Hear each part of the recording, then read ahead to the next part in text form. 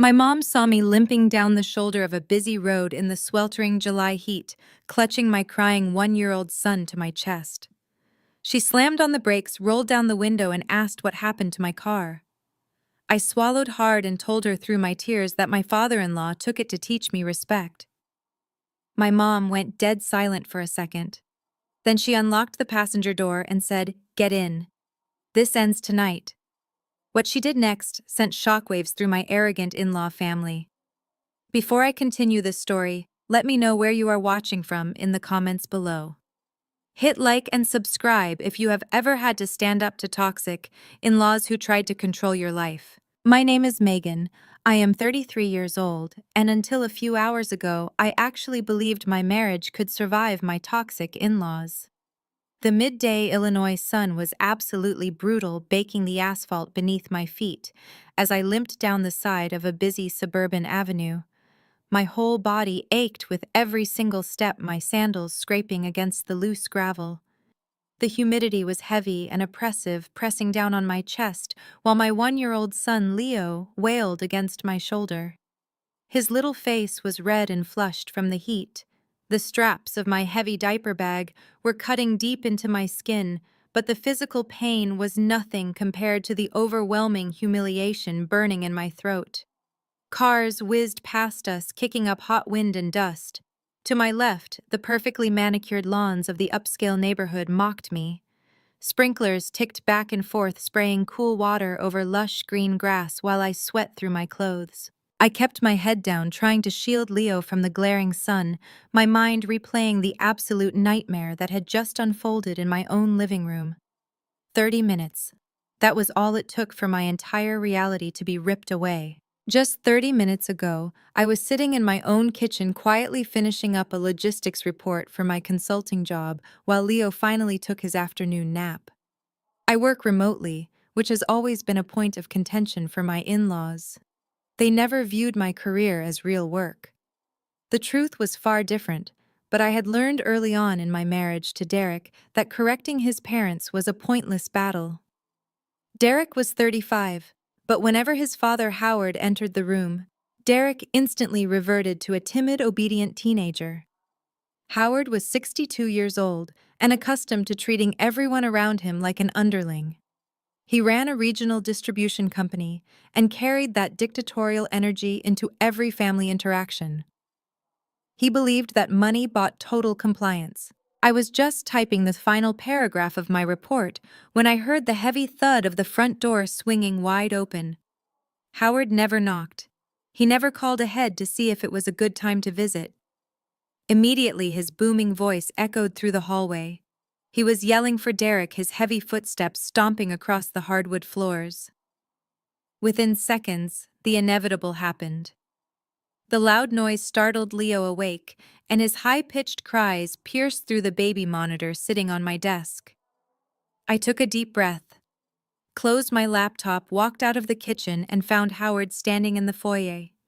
He was wearing his expensive country club polo shirt and a look of absolute entitlement. Derek was hurrying down the stairs looking sheepish and eager to please his father. I forced a polite smile and kept my voice calm. I asked Howard if he could please send a quick text message before coming over next time, just so we could make sure Leo was not sleeping. It was a perfectly reasonable request, but to Howard, setting a boundary was an act of war. His face turned a deep, angry shade of purple. He stepped toward me, his physical presence looming and threatening. His face was practically inches from mine, his breath hot and smelling faintly of the expensive cigars he smoked on the golf course. He pointed a thick finger right in my face and asked me who I thought I was talking to. He told me that I had no right to make demands in a house that he graciously allowed me to live in. He said he owned the roof over my head and he owned the ground I walked on. I stood there stunned by the sheer venom in his voice. I reminded him calmly that Derek and I are adults who manage our own lives. Howard laughed. It was a cold, mocking sound. He turned to Derek, who was practically shrinking into the bottom step of the staircase, and told him that his wife had gotten entirely too comfortable and arrogant. Then Howard turned back to me with a dark, calculating look. He held out his hand and demanded the keys to my SUV. I asked him what he was talking about. He stepped closer, invading my personal space, and said he was taking my vehicle. He told me I needed to learn respect, and that stripping away my transportation was the only way to keep me controlled. He called me an ungrateful woman who needed to be taught a hard lesson about obedience to the family patriarch. Panic started to rise in my chest. My entire sense of independence was tied to that vehicle. I looked at Derek, my husband of 5 years. I looked at him desperately, waiting for him to step between us. I waited for him to defend his wife, to tell his father that he had gone completely out of line. Derek did not step forward. He did not raise his voice. Instead, he stared down at the hardwood floor, unable to meet my pleading eyes. He shifted his weight nervously and muttered the words that shattered my marriage forever. "Just give him the keys, Megan. It is his house you owe him." I felt all the air leave my lungs. The betrayal was so profound, it felt like a physical blow. I asked Derek if he was seriously going to let his father leave his wife and baby stranded without a vehicle. Derek just looked away and mumbled that I should not have provoked him. Before I could even react, Howard reached past me. He grabbed my purse from the entry table, rummaged through it without my permission, and ripped my car keys off the key ring. He smirked at me, holding the keys up like a trophy. He told me I could have them back when I learned how to speak to him with proper reverence. Then he turned his back on me, walked out the front door, got into his luxury sedan, and drove away. Derek looked at me, gave a pathetic little shrug, and retreated back upstairs, leaving me alone in the hallway. I ran upstairs to comfort my screaming son. My hands were shaking so badly I could barely lift Leo from his crib. I realized in that moment that I was entirely alone in this marriage. I packed a diaper bag with trembling fingers, grabbed Leo, and walked out the door. I just needed to physically escape that toxic environment before I suffocated. And that brings me back to the blistering heat of the asphalt, limping down the road with tears stinging my eyes, feeling completely broken. But the sadness was about to transform into something much colder. Right at that moment, a familiar silver car pulled onto the shoulder of the road. The passenger window rolled down to reveal my mother's face. Joanne, my 58-year-old mother, had just been running a routine errand. She took one look at my tear-stained face and the exhausted baby in my arms. I opened the door and collapsed into the passenger seat. I sobbed as I explained what Howard did, and how Derek just stood there enabling him. My mother did not offer empty platitudes. Her face went terrifyingly blank. I could see the rigid determination in her posture, a mother bear, ready to tear down anyone who dared to hurt her cub. She looked at me, locked the car doors, and delivered the words that changed everything. "Get in. This ends tonight." She did not drive me home to cry. She threw the car into drive and headed straight for the exclusive Oakwood Country Club.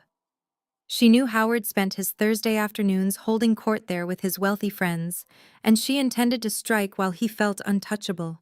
The stage was set for a public reckoning. The drive to Oakwood Country Club was a blur of air conditioning and absolute silence. My mother kept her hands gripping the steering wheel so tightly her knuckles were white. She did not ask me if I was okay. She did not offer sweet, empty words of comfort. She knew exactly what I needed in that moment, which was a complete destruction of the fear that had been paralyzing me for 5 years. As the cool air dried the sweat on my forehead, I looked down at Leo, who had finally cried himself to sleep in his car seat. I looked at his tear-stained cheeks, and something inside my chest hardened into ice. The weeping, terrified woman who had limped down the side of the road was gone. In her place was someone who had finally realized that playing by the rules of a toxic family only guaranteed that you would always lose. We pulled through the massive wrought iron gates of the country club. The grounds were immaculate, with perfectly trimmed hedges and luxury vehicles lining the circular driveway. I looked down at my clothes. My shirt was stained with sweat and baby formula. My sandals were scuffed from the gravel shoulder of the road. I was the absolute antithesis of everything Oakwood represented, but I did not care. My mother parked the car aggressively close to the entrance, ignoring a valet attendant who tried to wave her toward the visitor lot.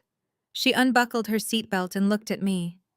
She told me to leave Leo sleeping safely in the locked air-conditioned car with her. She said she would watch him while I handled my business. She told me to stand up straight and remember exactly who I was. I stepped out of the car and walked up the pristine stone steps. The heavy glass doors slid open, and the blast of chilled air greeted me. A concierge in a tailored suit immediately stepped into my path, holding up a hand. He started to say that I needed a membership card to proceed toward the dining patio. I did not even slow down.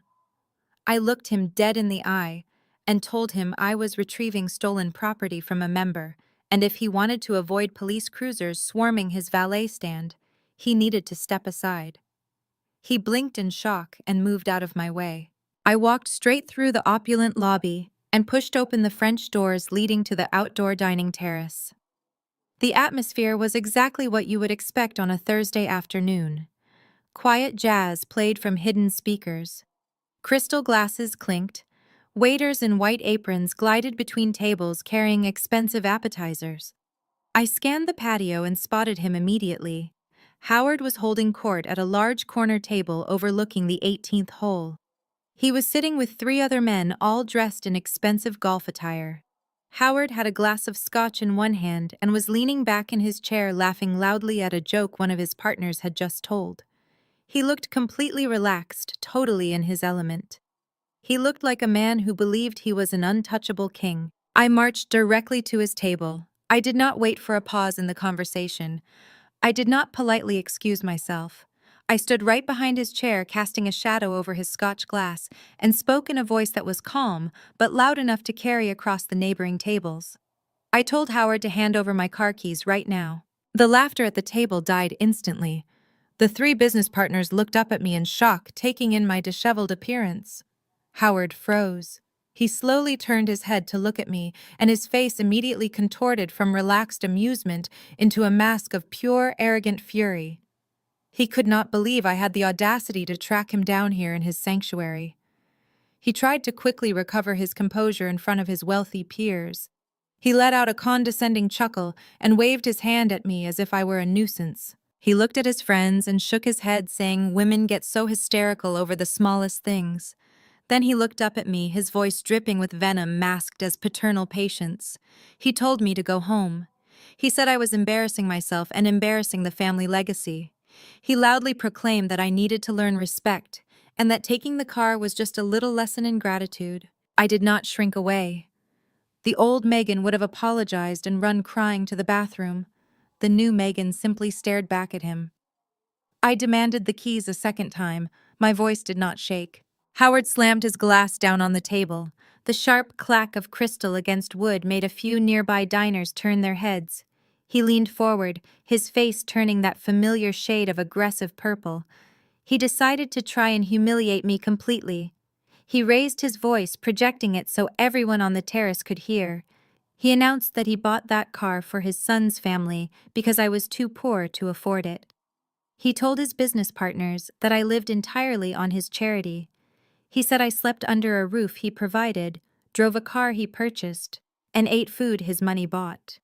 He called me a charity case who had forgotten her place. His partners looked down at their plates, clearly uncomfortable with the public domestic dispute, but quietly judging me exactly as Howard intended. I smiled. It was a cold, calculating smile that made Howard blink in hesitation. I leaned in, resting my hands flat on the pristine white tablecloth directly in front of him. I told him he had exactly one chance to tell the truth before I did it for him. He scoffed and crossed his arms, trying to maintain his dominant posture. So I unleashed the truth. I spoke with absolute precision, dismantling his entire fabricated narrative.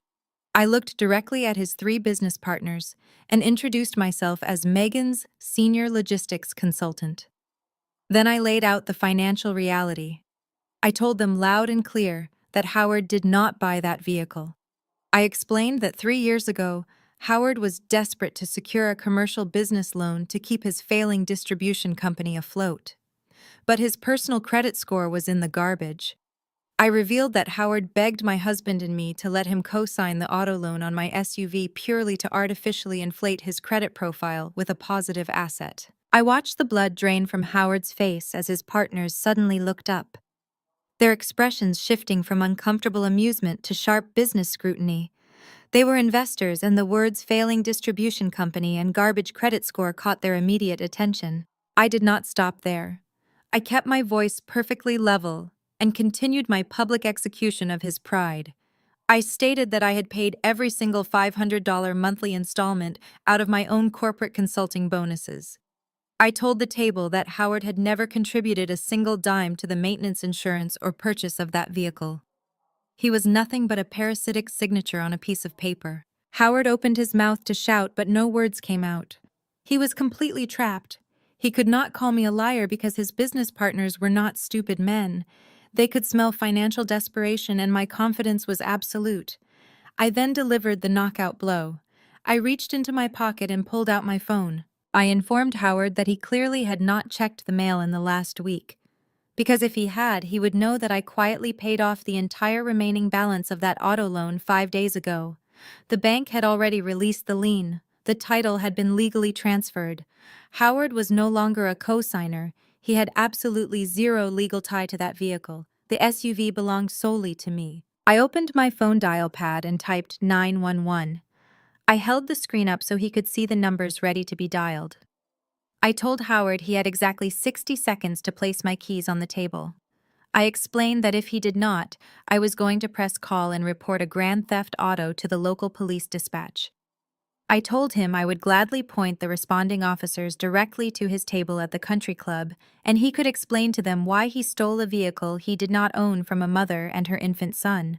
The silence on the patio was deafening. Even the waiters had stopped moving. The 60 seconds began ticking away. 10 seconds passed. Howard looked at his business partners hoping for backup, but they were actively leaning away from him, suddenly very interested in their drinks. 30 seconds passed. A vein throbbed violently in Howard's temple. He was vibrating with an explosive rage that had nowhere to go. 50 seconds passed. I moved my thumb over the green call button, keeping my eyes locked dead on his. At 55 seconds, Howard broke. He reached into the pocket of his expensive golf trousers, pulled out my key ring, and threw it violently across the table. The keys slid across the linen and stopped right against my hand. He leaned in, his voice dropping to a vicious whisper that only our table could hear. He told me I was going to pay for this. He promised me he would ruin my life. I picked up my keys, dropped them into my pocket, and stood up straight. I looked down at him, feeling nothing but pity for a man so small. He had to steal from a baby to feel powerful. I told him to enjoy his scotch and walked away. I did not look back. I strode confidently across the patio, back through the French doors and through the lobby. When I stepped outside, the brutal summer heat felt entirely different. It did not feel oppressive anymore. It felt like a warm embrace of total freedom. I got back into the car where my mother was waiting. She took one look at my face, saw the keys in my hand, and gave a sharp nod of approval. She put the car in drive and we pulled out of the country club. But the domino effect had already begun.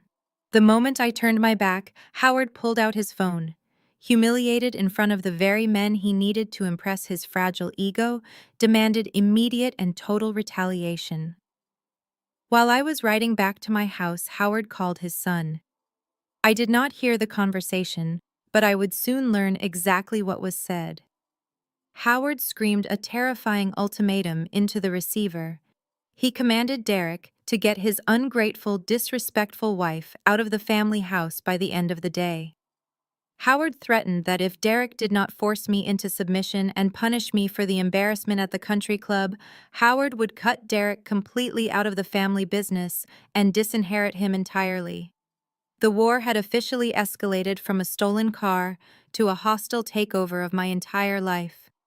And my husband, faced with a choice between protecting his family or bowing to his father, was about to make the worst decision of his existence. My mother navigated the suburban streets with a fierce, silent focus.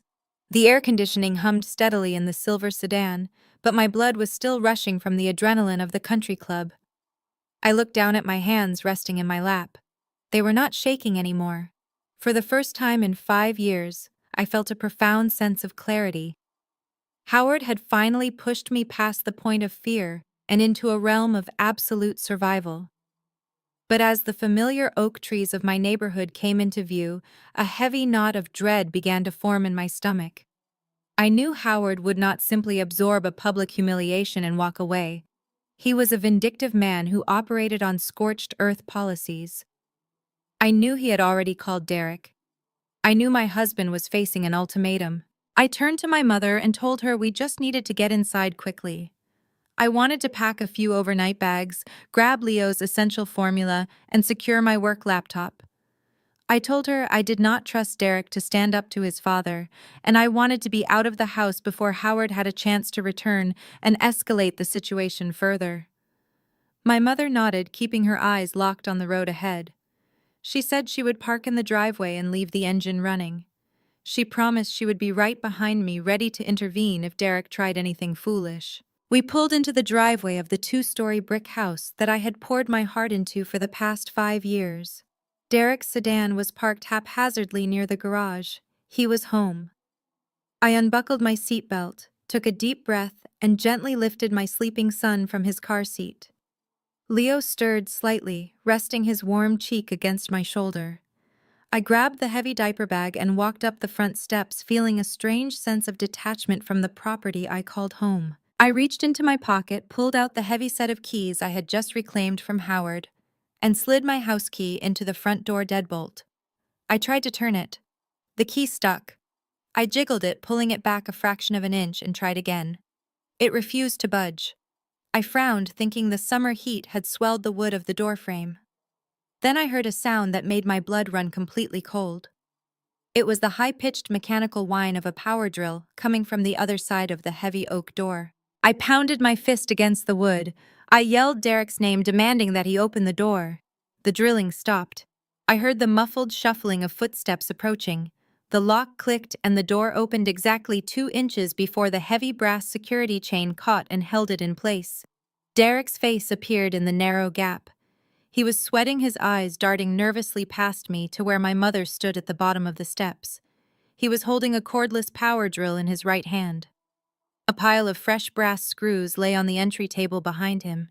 He was changing the locks. My own husband was locking me out of my home. I stared at him through the 2-inch gap, unable to comprehend the absolute cowardice I was witnessing. I asked him what he thought he was doing. I told him to take the chain off the door right now because his infant son needed a clean diaper and a place to rest. Derek did not unlatch the chain. He gripped the edge of the door, his knuckles turning white. He looked at me with a mixture of resentment and manufactured authority. He told me I was acting completely hysterical. He said his father had called him from the country club, sounding like he was having a heart attack. Derek accused me of deliberately trying to destroy the family legacy and humiliating the man who had given us everything.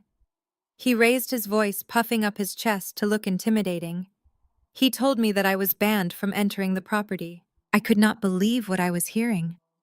I adjusted Leo on my hip and asked Derek if he was seriously locking his wife and 1-year-old child out of their home in 90-degree heat just because his father got caught in a lie.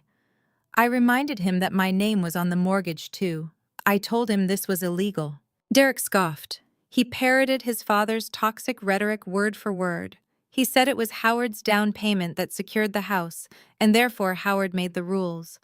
Derek told me I had crossed a line that could not be uncrossed. Then he delivered the ultimatum his father had undoubtedly fed to him over the phone. Derek stated firmly that I was not allowed back inside until I got back into my vehicle, drove straight back to the Oakwood Country Club, and got down on my knees to beg Howard for forgiveness. He said I needed to hand the car keys back over and apologize to Howard's business partners for causing a hysterical scene. Only then would I be welcomed back into the family. My mother stepped up onto the porch, her eyes blazing with maternal fury. She looked through the crack in the door and told Derek that he was a pathetic excuse for a man and a terrible father. Derek sneered at her, telling her to stay out of family business. He looked back at me and said I had until tomorrow morning to fix the mess I made. He said if I did not apologize, Howard was going to cut him out of the distribution business completely, and it would be entirely my fault. Then he shoved the door shut, and I heard the unmistakable click of the newly installed deadbolt sliding into place. I stood on the porch staring at the closed door. A profound silence washed over me. The last remaining thread of affection I held for the man I married snapped completely. There was no going back. There was no counseling that could fix a man who would lock his infant son outside in a heat wave to protect his father's fragile ego. My mother placed a gentle hand on my arm. She told me softly that we were leaving. She said I could stay at her house for as long as I needed, and we would buy whatever Leo required from the store on the way home. I nodded, my mind already shifting from the emotional devastation into cold, hard logistics. I needed to secure my resources.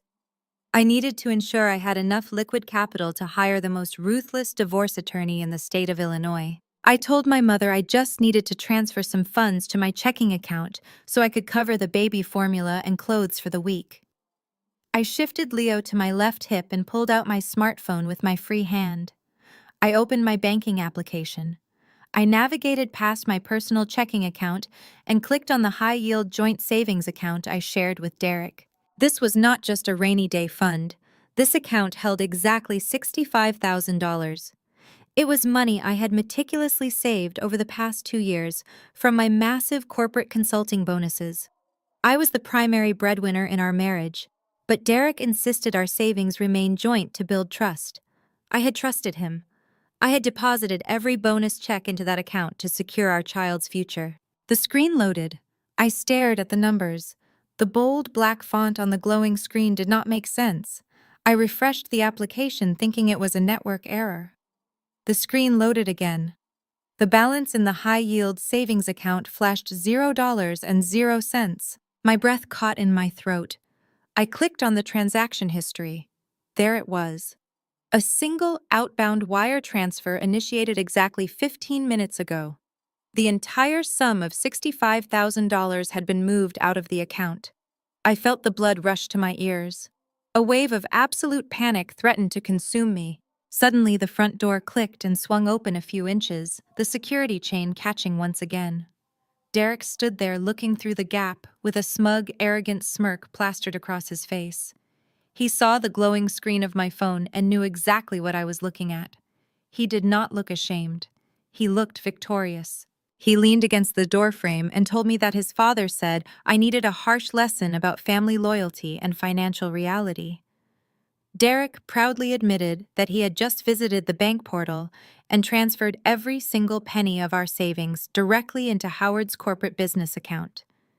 He said his dad instructed him to secure the assets before I could drain them to run away. Derek looked at the child in my arms and then looked back at my face. He delivered his final cruel assessment with absolute confidence. He told me I had absolutely nothing without them. He said my car might be in my name, but I had no cash, no home, and no leverage.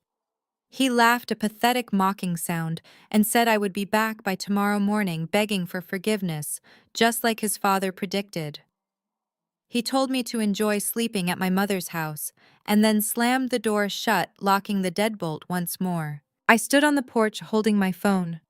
My mother was practically vibrating with rage, ready to find a rock and smash the front window. She asked me if we needed to call the police immediately to report the stolen funds. She was frantic, worried about how we were going to afford lawyers and survive this financial ambush.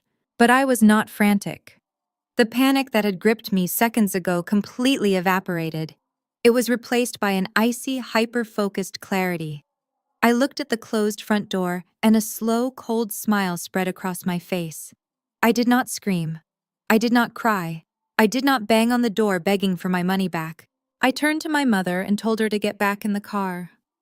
I told her we did not need to call the police because Derek had just made the biggest, most catastrophic mistake of his entire life. He thought he was being a loyal son. He thought he was teaching his wife a lesson. But Derek was a fool who never paid attention to the details of my career. I strapped Leo into his car seat and climbed into the passenger side of my mother's vehicle. As we pulled out of the driveway, leaving my former life behind, I was already calculating my ultimate counterstrike. Derek did not just drain a personal marital checking account. He had no idea what he had actually touched. That specific high-yield savings account was the designated tax holding account for my registered corporate limited liability company. The money inside was protected corporate capital. By logging into that account, moving shielded corporate funds and wiring them directly into his father's failing commercial distribution business, without my explicit authorization. Derek did not just commit a marital betrayal. He had just committed federal corporate embezzlement and wire fraud. He had handed me the exact weapon I needed to destroy them both, and I was going to use it to burn their entire empire to the ground. Let them think they won the day. I was going to win the war. The patio of the Oakwood Country Club remained completely silent as my words hung in the humid summer air. Howard's 3 business partners sat frozen in their wrought iron chairs, staring at the man they thought they knew. I did not break eye contact with my father-in-law. I watched the arrogant smirk melt off his face, replaced by a pale, sickly expression of sheer panic. He opened his mouth to defend himself, to call me a liar, but no sound came out. His vocal cords seemed paralyzed by the sudden exposure of his financial desperation. I took a step closer to the table, resting my hands flat against the crisp white linen tablecloth. I told Howard that his little performance was over.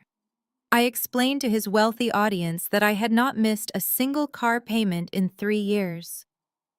I detailed how I worked 50-hour weeks managing complex corporate logistics while raising a child just to ensure my family had everything we needed. I told them how Howard had used my pristine financial record to prop up his own failing credit score so he could secure a commercial loan that the bank was threatening to deny him. One of the business partners, a man with silver hair and an expensive tailored suit, shifted uncomfortably in his seat. He looked at Howard with a mixture of pity and sharp business scrutiny. The illusion of Howard's immense wealth and infallible success was crumbling right before their eyes. Howard finally found his voice. His face turned a dangerous shade of crimson. He pointed a shaking finger at me and sputtered that I was an ungrateful child spreading malicious rumors. He loudly proclaimed that his name was still on the loan, and therefore the vehicle was legally his property to control. He looked at his partners, attempting a weak chuckle, trying to play off my accusations as the hysterical rantings of a hormonal daughter-in-law. He told me to go home and stop embarrassing myself before he called security to have me escorted off the premises. I did not back down. The old version of me would have shrunk away under the threat of public humiliation. But the woman standing on that patio had absolutely nothing left to lose. I reached into the back pocket of my jeans and pulled out my smartphone. I kept my voice perfectly leveled, devoid of any emotion that he could weaponize against me. I informed Howard that he clearly had not been paying attention to his mail recently. I announced to the entire table that I had quietly transferred a lump sum of money from my personal savings account last week. I paid off the entire remaining balance of the vehicle in one single transaction. The bank had already processed the payment and released the lien. The title of the SUV had been legally transferred solely into my name 5 days ago. Howard was no longer a co-signer. He had absolutely zero legal or financial ties to that vehicle. The car belonged to me and me alone. Howard's jaw dropped. His eyes darted wildly around the table, searching for a way out of the corner I had just painted him into. He knew I was telling the truth, but his fragile ego refused to allow him to surrender in front of the men he so desperately needed to impress. He crossed his arms tightly over his chest and stubbornly refused to reach into his pocket for my keys. He tried to maintain his dominant posture, staring up at me with a look of pure hatred. He told me he did not care what the paperwork said. He claimed that since he initiated the purchase, he was keeping the keys until Derek came to collect them and apologize on my behalf. I nodded slowly. I tapped the screen of my smartphone and opened the phone dial pad. I held the bright screen up so Howard could clearly see the numbers 911 typed into the display. My thumb hovered directly over the green call button. I told Howard that he had exactly 60 seconds to place my car keys on the table. I explained in a calm, steady voice that if he did not comply, I was going to press call and report a grand theft auto to the local police dispatch. I told him I would gladly provide the responding officers with his exact location at the country club. I said he could explain to the police in front of all the club members and his esteemed business partners why he stole a vehicle he did not own from a mother and her infant child. The tension on the dining terrace reached a boiling point. Waiters carrying trays of expensive food stopped dead in their tracks, pretending to adjust silverware while actively listening to the confrontation. The 60-second countdown began. 10 seconds passed in agonizing silence. Howard looked at his business partners, hoping for someone to intervene on his behalf. But the silver-haired man simply picked up his napkin, wiped his mouth, and looked away. Nobody was going to save Howard from the consequences of his own arrogance. 20 seconds passed. A thick bead of sweat rolled down the side of Howard's face. He was vibrating with an explosive rage that had absolutely nowhere to go. He was entirely trapped between his pride and the devastating reality of a public arrest. 30 seconds passed. I did not blink. I kept my thumb hovering over the call button, my eyes locked dead on his face. I was daring him to call my bluff. I wanted him to test my resolve. I wanted him to see that the compliant, obedient daughter-in-law he had bullied for 5 years was dead and gone. 40 seconds passed. The silence was deafening, broken only by the distant sound of a golf cart engine and the gentle rustling of the wind through the patio umbrellas. 50 seconds passed. Howard let out a ragged, angry breath. His chest heaved as the reality of his situation finally crushed his massive ego. At exactly 55 seconds, Howard broke. He let out a low, guttural sound of frustration. He reached a shaking hand into the deep pocket of his expensive golf trousers. He pulled out my heavy keyring, the metal jingling sharply in the quiet air. He did not hand them to me politely. With a sudden, violent motion, he threw the keys across the table. They slid across the crisp white linen, knocking over a crystal water glass, and came to a halt right against my hand. Water spilled across the table, soaking into the fabric and dripping onto Howard's lap. He did not even flinch. He leaned in, his voice dropping to a vicious, sinister whisper that only I could hear. He told me I was going to pay dearly for this. He promised me he would ruin my entire life. I picked up my keys, feeling the warm metal against my palm. The weight of them felt like pure, absolute victory. I dropped them into my pocket and stood up straight. I looked down at him, feeling nothing but pity for a man so incredibly small that he had to steal from a baby to feel powerful. I did not offer a parting insult. His public humiliation was enough. I simply told him to enjoy the rest of his scotch. Then I turned my back on him and walked away. I strode confidently across the patio, my head held high. I walked back through the heavy French doors and into the opulent lobby. The concierge, who had tried to stop me earlier, immediately averted his eyes and pretended to be busy with a stack of menus. When I stepped outside, the brutal summer heat hit me again, but it felt entirely different this time. It did not feel oppressive or suffocating. It felt like a warm embrace of total freedom. I walked down the stone steps and got back into the passenger side of my mother's silver sedan. She took one look at my face, saw the keys clutched in my hand, and gave a sharp, firm nod of approval.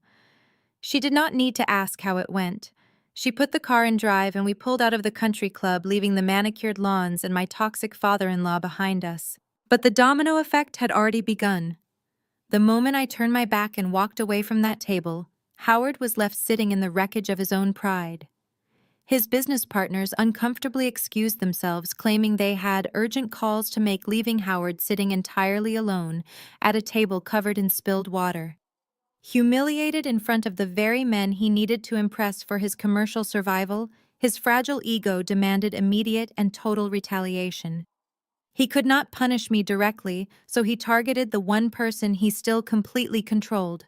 While I was riding back to my neighborhood, feeling the first waves of relief wash over me, Howard pulled out his phone. His hands were shaking with uncontrollable rage as he dialed his son's number. I did not hear the conversation, but I would soon learn exactly what was said. Howard screamed a terrifying, brutal ultimatum into the receiver. He commanded Derek to get his ungrateful, disrespectful wife out of the family house by the end of the day. Howard threatened that if Derek did not force me into submission and punish me for the profound embarrassment at the country club, Howard would cut Derek completely out of the lucrative distribution business. He promised to disinherit his own son entirely if Derek did not choose family loyalty over his marriage. The war had officially escalated from a stolen vehicle to a hostile takeover of my entire existence, and my husband, faced with a devastating choice between protecting his innocent family or bowing to his tyrannical father's demands, was about to make the absolute worst decision of his entire life.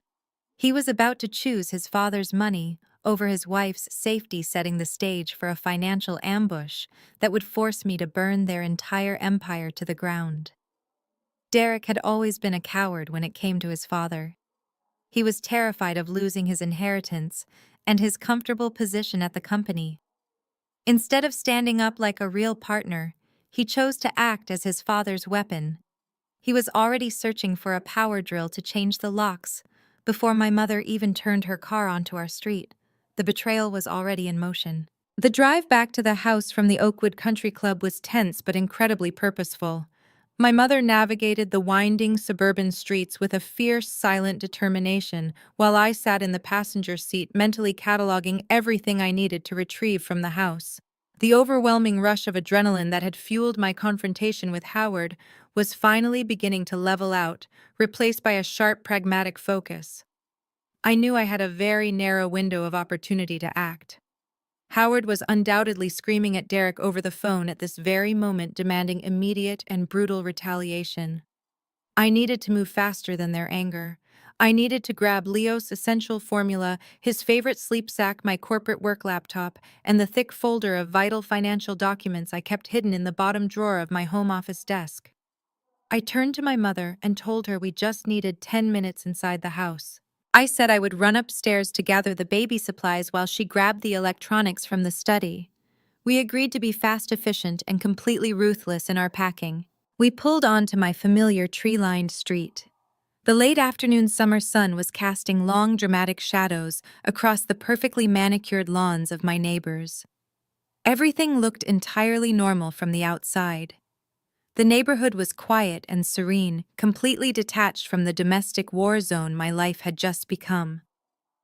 A lawnmower hummed in the distance, and a dog barked 2 houses down. It was a picture of absolute suburban tranquility. But as my mother steered her silver sedan into my driveway, my heart sank rapidly into my stomach. Derek's dark blue sedan was parked haphazardly near the garage doors, indicating he was already home and likely in a state of frantic panic. He had beaten us there. I unbuckled my seatbelt, took a deep, steadying breath, and gently lifted my sleeping son from his car seat. Leo stirred slightly, resting his warm cheek against my shoulder, completely oblivious to the chaos surrounding him. I grabbed the heavy diaper bag, slinging it over my arm, and walked up the concrete front steps. I felt a strange sense of detachment from the beautiful brick house I had poured my heart and soul into decorating for the past 5 years. It no longer felt like a sanctuary. It felt like a trap waiting to be sprung. I reached into my pocket, pulled out the heavy set of keys I had just reclaimed from Howard, and slid my house key into the front door deadbolt. I tried to turn it to the right, but the key stuck abruptly. I jiggled the metal, pulling it back a fraction of an inch, and tried again, applying more pressure. It refused to budge. I frowned deeply, thinking the intense summer heat had somehow swelled the wood of the doorframe, making the lock temperamental. I pushed my hip against the wood and tried one more time. Then I heard a sound that made my blood run completely cold in my veins. It was the high-pitched mechanical whine of a power drill coming directly from the other side of the heavy oak door. I pounded my fist hard against the wood. I yelled Derek's name, demanding that he open the door immediately. The drilling stopped instantly. I heard the muffled shuffling of frantic footsteps approaching the entryway. The lock clicked and the door opened exactly 2 inches before a heavy brass security chain caught and held it firmly in place. Derek's face appeared in the narrow gap. He was sweating profusely, his eyes darting nervously past me to where my mother stood watching from the bottom of the front steps. He was holding a yellow cordless power drill tightly in his right hand. A pile of fresh brass screws lay scattered on the entryway console table behind him. The realization hit me with the force of a freight train. He was actively changing the locks. My own husband, the man I had vowed to build a life with, was physically locking me out of my own home. I stared at him through the 2-inch gap, unable to comprehend the absolute cowardice I was witnessing. I asked him what on earth he thought he was doing. I told him to take the chain off the door right now because his infant son needed a clean diaper and a safe place to rest away from the sweltering heat. I kept my voice steady, refusing to give him the satisfaction of seeing me break down. I reminded him that we were a team and that he needed to stop acting like a frightened child following his father's orders. Derek did not unlatch the chain. He gripped the edge of the door, his knuckles turning white from the immense pressure. He looked at me with a mixture of deep resentment and manufactured authority. He told me I was acting completely hysterical and out of control. He said his father had called him from the country club, sounding like he was on the verge of a major medical emergency. Derek accused me of deliberately trying to destroy the family legacy and intentionally humiliating the man who had given us absolutely everything we had. He raised his voice, puffing up his chest in a pathetic attempt to look intimidating. He told me that I was officially banned from entering the property effective immediately. I could not believe the words coming out of his mouth. I adjusted Leo on my hip, feeling the uncomfortable heat radiating between us, and asked Derek if he was seriously locking his wife and 1-year-old child out of their home in 90-degree heat just because his father got caught in a pathetic financial lie. I reminded him that my name was legally on the mortgage too. I told him this was highly illegal and completely irrational behavior that he would deeply regret. I warned him that he was crossing a boundary that would destroy our marriage permanently. Derek scoffed loudly, rolling his eyes. He parroted his father's toxic rhetoric word for word, proving he was nothing more than a mindless puppet operating on Howard's strings. He said it was Howard's generous initial down payment that secured the house, and therefore Howard made the ultimate rules about who was allowed inside. Derek told me I had crossed a line today that could never be uncrossed by disrespecting the patriarch of the family in front of important business associates. He blamed me entirely for the rift. Then he delivered the sickening ultimatum his father had undoubtedly fed to him over the phone just minutes prior. Derek stated firmly that I was not allowed back inside the house to gather my belongings until I got back into my vehicle, drove straight back to the Oakwood Country Club, and got down on my knees to beg Howard for forgiveness. He said I needed to hand my car keys back over immediately without a fight and apologize profusely to Howard's business partners for causing a hysterical, embarrassing scene that disrupted their afternoon. He told me that only after I demonstrated proper submission and respect would I be welcomed back into the family fold. My mother stepped up onto the porch, her eyes blazing with intense maternal fury. She looked through the crack in the door and told Derek that he was a pathetic excuse for a man and a terrible father to his child. She demanded he open the door so I could at least gather Leo's medication and formula. Derek sneered at her, telling her to stay out of private family business. He looked back at me, his expression hardened with misplaced pride. He said I had until tomorrow morning to fix the massive mess I had created. He said if I did not apologize, Howard was going to cut him out of the distribution business completely, and it would be entirely my fault that our family was ruined financially. The last remaining thread of affection I held for the man I married snapped completely and irrevocably. There was no going back from this moment. Derek had chosen his side.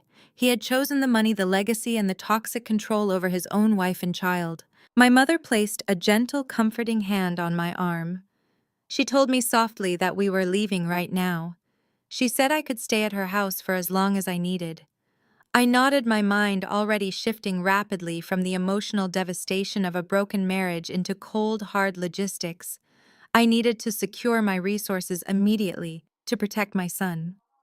I told my mother I just needed 1 minute to transfer some emergency funds to my personal checking account. I shifted Leo to my left hip, resting his head securely against my shoulder, and pulled out my smartphone with my free hand. I held the phone in my right hand, shielding the bright screen from the harsh glare of the late afternoon sun. The biometric scanner read my face, and the familiar blue loading circle began to spin. I looked up. Derek was still standing there watching me through the narrow gap permitted by the brass security chain. Derek was still standing there watching me through the narrow gap permitted by the brass security chain. He was waiting for me to break. He expected the oppressive heat, the reality of being locked out, and the weight of our crying son to finally crush my resolve. I met his gaze with absolute defiance. I told him clearly and firmly that I was never going to apologize to a man who treated me like property. I stated that I refused to crawl back to the country club and beg for forgiveness from a tyrant. I informed my husband that I was taking Leo to Joanne's house for the night and that he could spend the evening alone, thinking about the massive, irreversible damage he had just inflicted on his own family. I told Derek he had completely failed as a husband and a father today. I explained that a real man protects his wife and child from abuse, but he had chosen to act as an eager accomplice to it instead. My voice did not shake. I did not shed a single tear. I wanted him to see the absolute certainty in my eyes. I wanted him to understand that his pathetic attempt to force my compliance through a physical lockout had failed spectacularly. I was not going to stand on the porch and plead for entry. I was simply going to secure my financial resources, buy the supplies my baby needed, and hire a legal team that would make him deeply regret this entire afternoon. Derek did not look chastised by my words. In fact, his nervous, sweating demeanor had completely vanished. A sickeningly confident smirk slowly crept across his face, replacing the cowardice I had seen just moments prior. He crossed his arms over his chest, leaning heavily against the doorframe.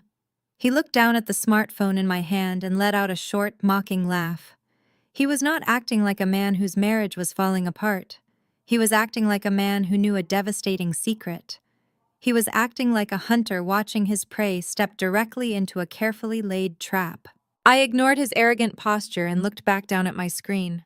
I navigated past our standard joint checking account, which we used for groceries and mundane household utility bills. I moved my thumb to click directly on the high-yield savings account.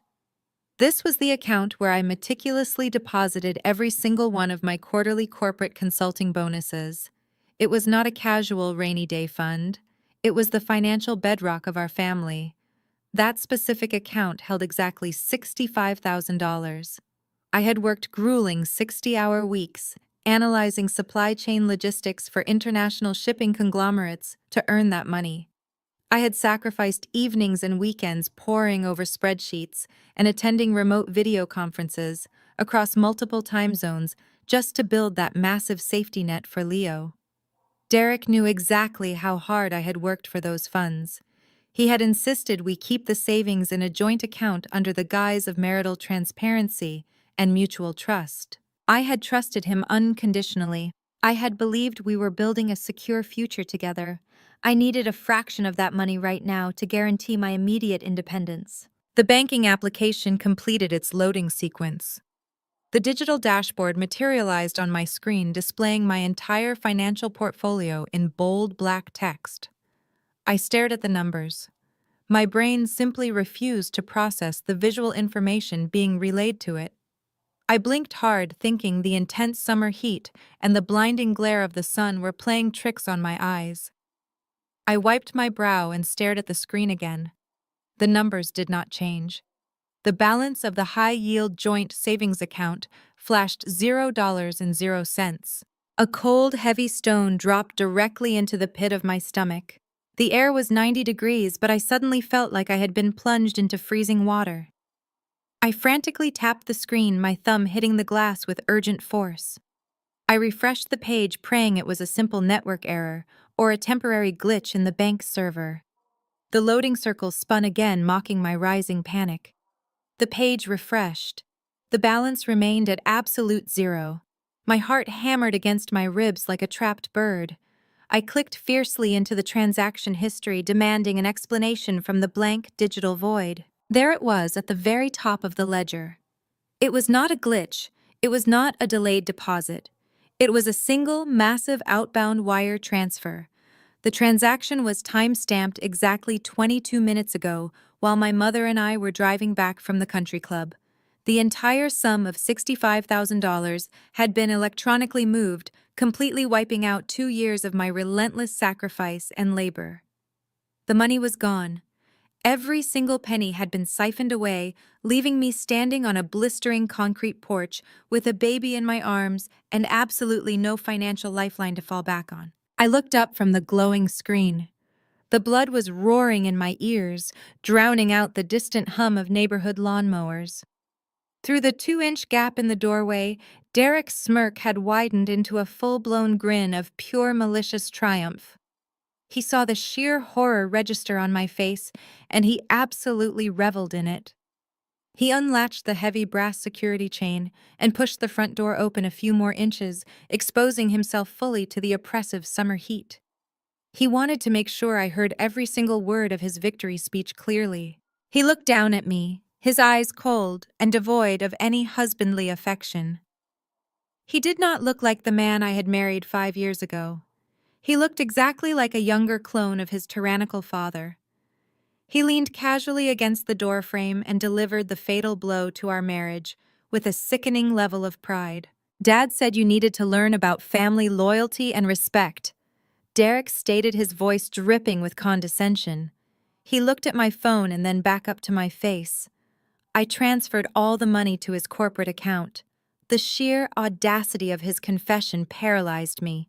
He was openly admitting to wiping out my entire life savings on the direct orders of a man who had just tried to steal my car. He was weaponizing my own hard-earned wealth against me to force my submission. "You have absolutely nothing without us." Derek continued, his tone arrogant and final. He gestured dismissively at the diaper bag slung over my shoulder and the exhausted child resting against my chest. He told me that my little display of rebellion at the country club was completely pointless because I lacked the financial power to sustain it. "You will be back by tomorrow," he promised confidently. He let out a harsh laugh, assuring me that one night sleeping in my mother's spare bedroom with no money to buy diapers would break my spirit. He was absolutely certain that by morning I would be crawling back up these very front steps, ready to hand over my car keys and beg for his father's forgiveness, just so I could have access to my own money again. I stood frozen on the concrete porch, the heat radiating up through the soles of my shoes. The magnitude of the betrayal was so vast it felt suffocating. Derek had not just locked me out of a physical building. He had systematically attempted to trap me in a corner with no exits. He had orchestrated a targeted financial ambush designed to strip away my autonomy, my security, and my dignity, all in one swift motion. He had transformed my trusting nature into a weapon and handed the hilt directly to his father. My mother stepped closer to me, her eyes darting between my pale face and the glowing screen of my smartphone. She saw the zero balance illuminated in the bright sunlight. I heard her draw in a sharp, ragged breath of disbelief. She looked up at Derek standing in the doorway, and the pure, unadulterated disgust radiating from her features was palpable. She opened her mouth to scream at him, to unleash a torrent of righteous maternal fury upon the man who had just robbed her daughter blind. But before she could utter a single word, Derek stepped back into the cool, air-conditioned foyer of the house. He gave me one last pathetic look of manufactured superiority. He told me to enjoy my time in poverty and forcefully slammed the heavy oak door shut right in our faces. The loud, sharp click of the deadbolt sliding into place echoed across the quiet suburban street, sealing me outside in the sweltering heat, with nothing but the clothes on my back, a hungry child in my arms, and an empty bank account. The standoff was over. The ambush was complete. I was entirely financially severed. I stood on that blistering concrete porch, staring at the heavy oak door that my husband had just slammed in my face. The absolute silence of the suburban afternoon pressed in around me, broken only by the distant hum of an air conditioning unit. A normal person would have collapsed.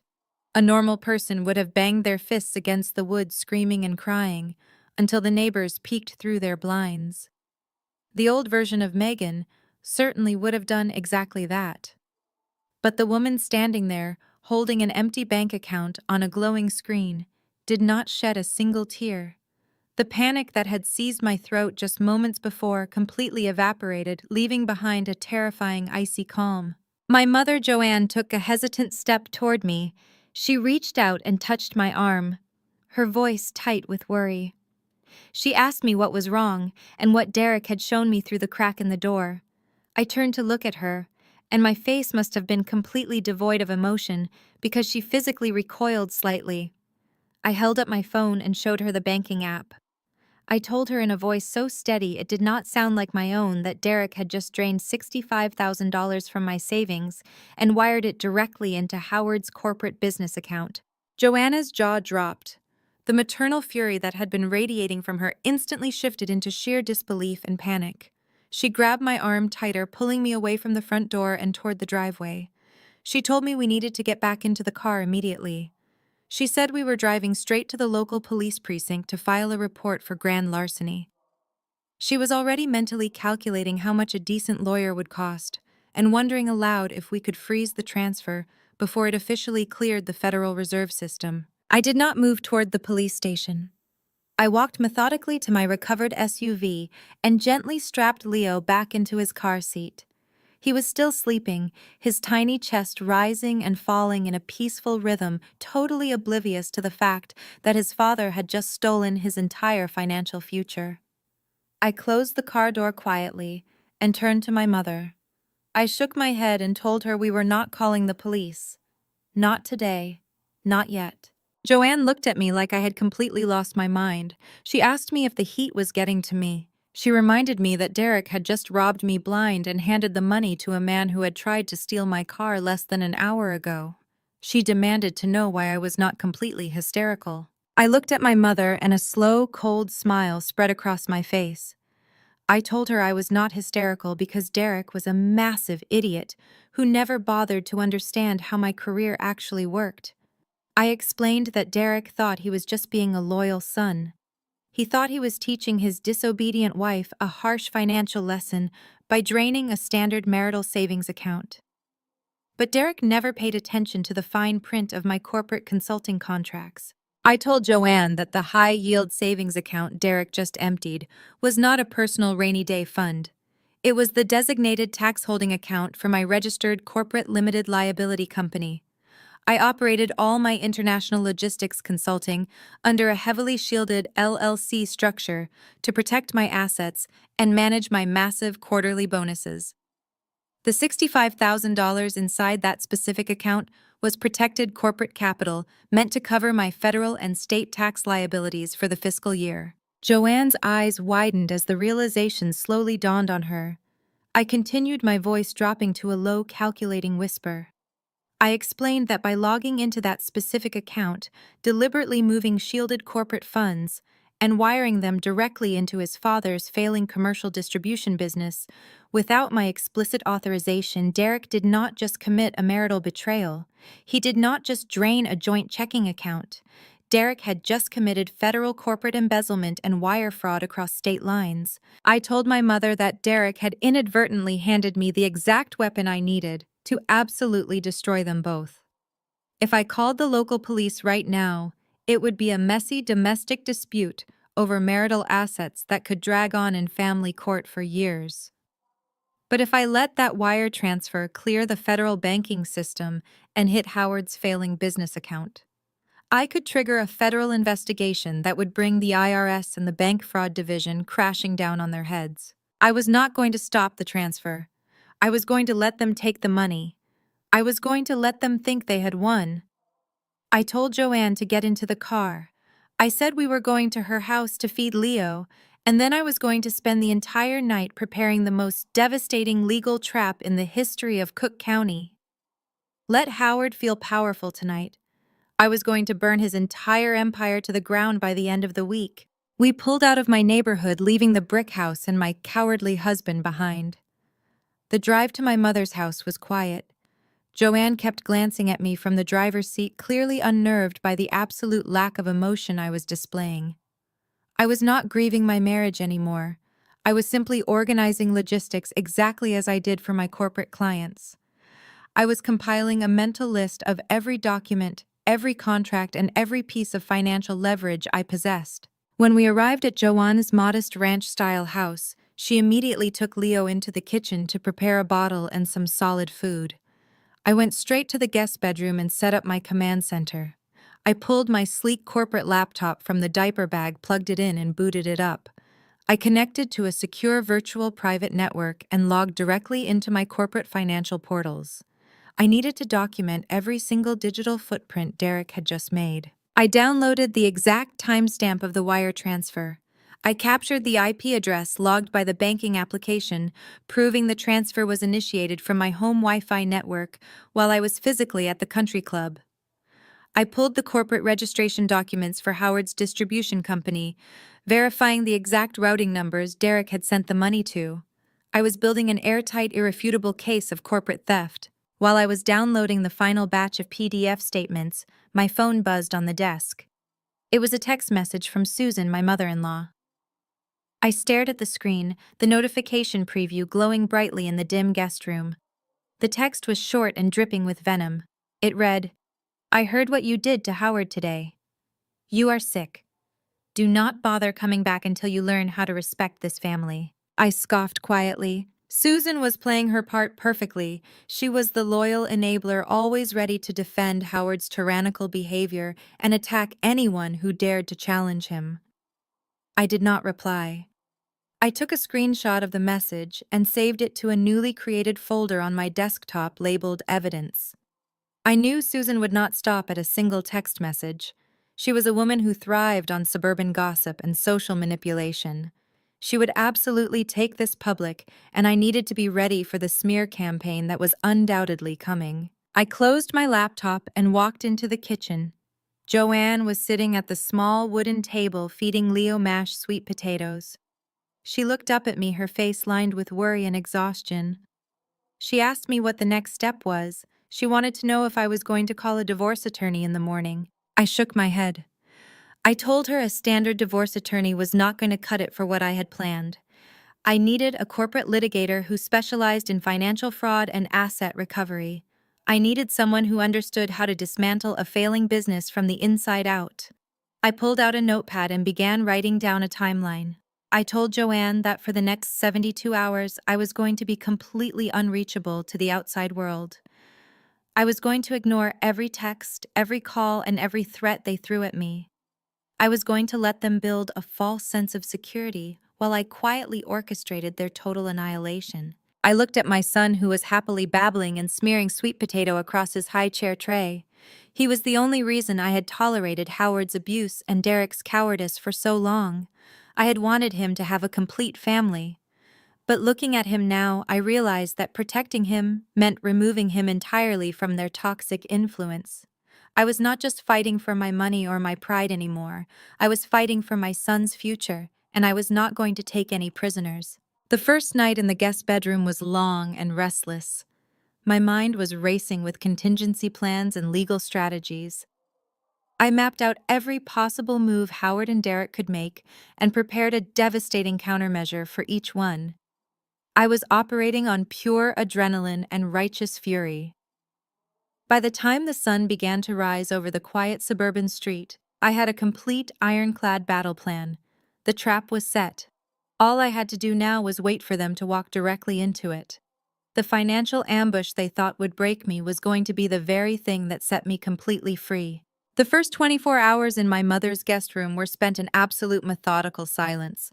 I did not cry. I did not sleep.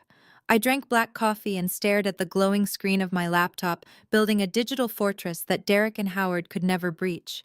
But while I was operating in the cold, calculating world of corporate finance, my mother-in-law, Susan, was busy operating in the only realm she truly understood: suburban social warfare. Susan was a woman who lived her entire life for the approval of her country club peers. She weaponized gossip the way a sniper uses a rifle from a distance, with devastating accuracy, and always hidden behind a facade of plausible deniability. I knew she would not let the humiliation at the country club go unanswered. Howard had undoubtedly returned home furious and demanded that Susan handle the social fallout. She executed his orders with terrifying efficiency. It started on the morning of the second day. My phone, which had been relatively quiet, suddenly began to vibrate incessantly against the wooden desk. I ignored the calls, focusing entirely on transferring my corporate assets into secondary protected accounts. But my mother, Joanne, walked into the room holding her own iPad, her face a mixture of deep concern and rising anger. She placed the tablet on the desk right next to my laptop and told me I needed to see what Susan was doing. I glanced over at the screen. Susan had posted a lengthy emotional status update on Facebook tagging every single mutual friend, distant relative, and community acquaintance we shared. The post was a masterclass in manipulative victimhood. It was designed to completely destroy my reputation before I even had a chance to defend myself. The post began with a photograph of Susan and Derek looking appropriately somber and exhausted. The caption read, "Please keep our family in your deepest prayers today. We are going through an unimaginable crisis." Susan then proceeded to weave a completely fabricated narrative that painted me as a dangerous, unstable monster. She claimed that I had suffered a sudden violent mental break due to the stress of balancing motherhood and my remote job. She stated publicly that I had stolen Howard's personal vehicle in a fit of manic rage and sped away from the country club, endangering the lives of everyone around me. But the most sickening part of her post was the final paragraph. Susan claimed that I had kidnapped her precious grandson Leo and refused to let his desperate father see him. She begged her network to pray for Leo's safe return to his loving, stable family. I read the post twice, processing the sheer audacity of her lies. She had perfectly flipped the narrative. The woman who had been locked out of her own home in 90-degree heat while her husband drained her life savings was now being painted as a deranged kidnapper. Susan had expertly crafted a story that triggered immediate sympathy for Derek and Howard while entirely isolating me. She knew exactly which buttons to push within our affluent social circle, where appearances were everything and mental instability was the ultimate taboo. The comments under the post were already flooding in by the hundreds. People I had hosted for dinner parties, women I had sat next to at neighborhood association meetings, and even distant cousins who barely knew me were chiming in with their judgments. They offered prayers for Derek. They called me selfish, unstable, and dangerous. They urged Howard to call the police and file an Amber Alert. Joanne was livid. She paced the small guest room, demanding that we post a rebuttal immediately. She wanted to log into her own account and expose every single lie Susan had just typed. She wanted to tell the world about the lockout, the stolen $65,000, and the absolute cowardice of my husband. I reached out and gently closed her iPad, silencing the notification pings. I told my mother firmly that we were going to do absolutely nothing. Joanne stared at me, completely baffled by my restraint. She asked how I could possibly sit there and let Susan assassinate my character in front of the entire community. I looked back at my glowing laptop screen, watching the progress bar on a massive data download from my corporate server. I explained to my mother that engaging in a Facebook war with Susan was exactly what Howard wanted. He wanted me to look hysterical. He wanted me to post angry rants and stoop to their level because it would only validate Susan's fabricated narrative of my mental instability. I told Joanne that social media gossip was irrelevant in the grand scheme of what I was building. Let Susan have her likes and her sympathetic comments. I was dealing in federal law, corporate equity, and undeniable financial reality. I told my mother that when you are holding a royal flush, you do not need to brag about your hand before you lay it on the table. The social fallout intensified rapidly over the next 48 hours.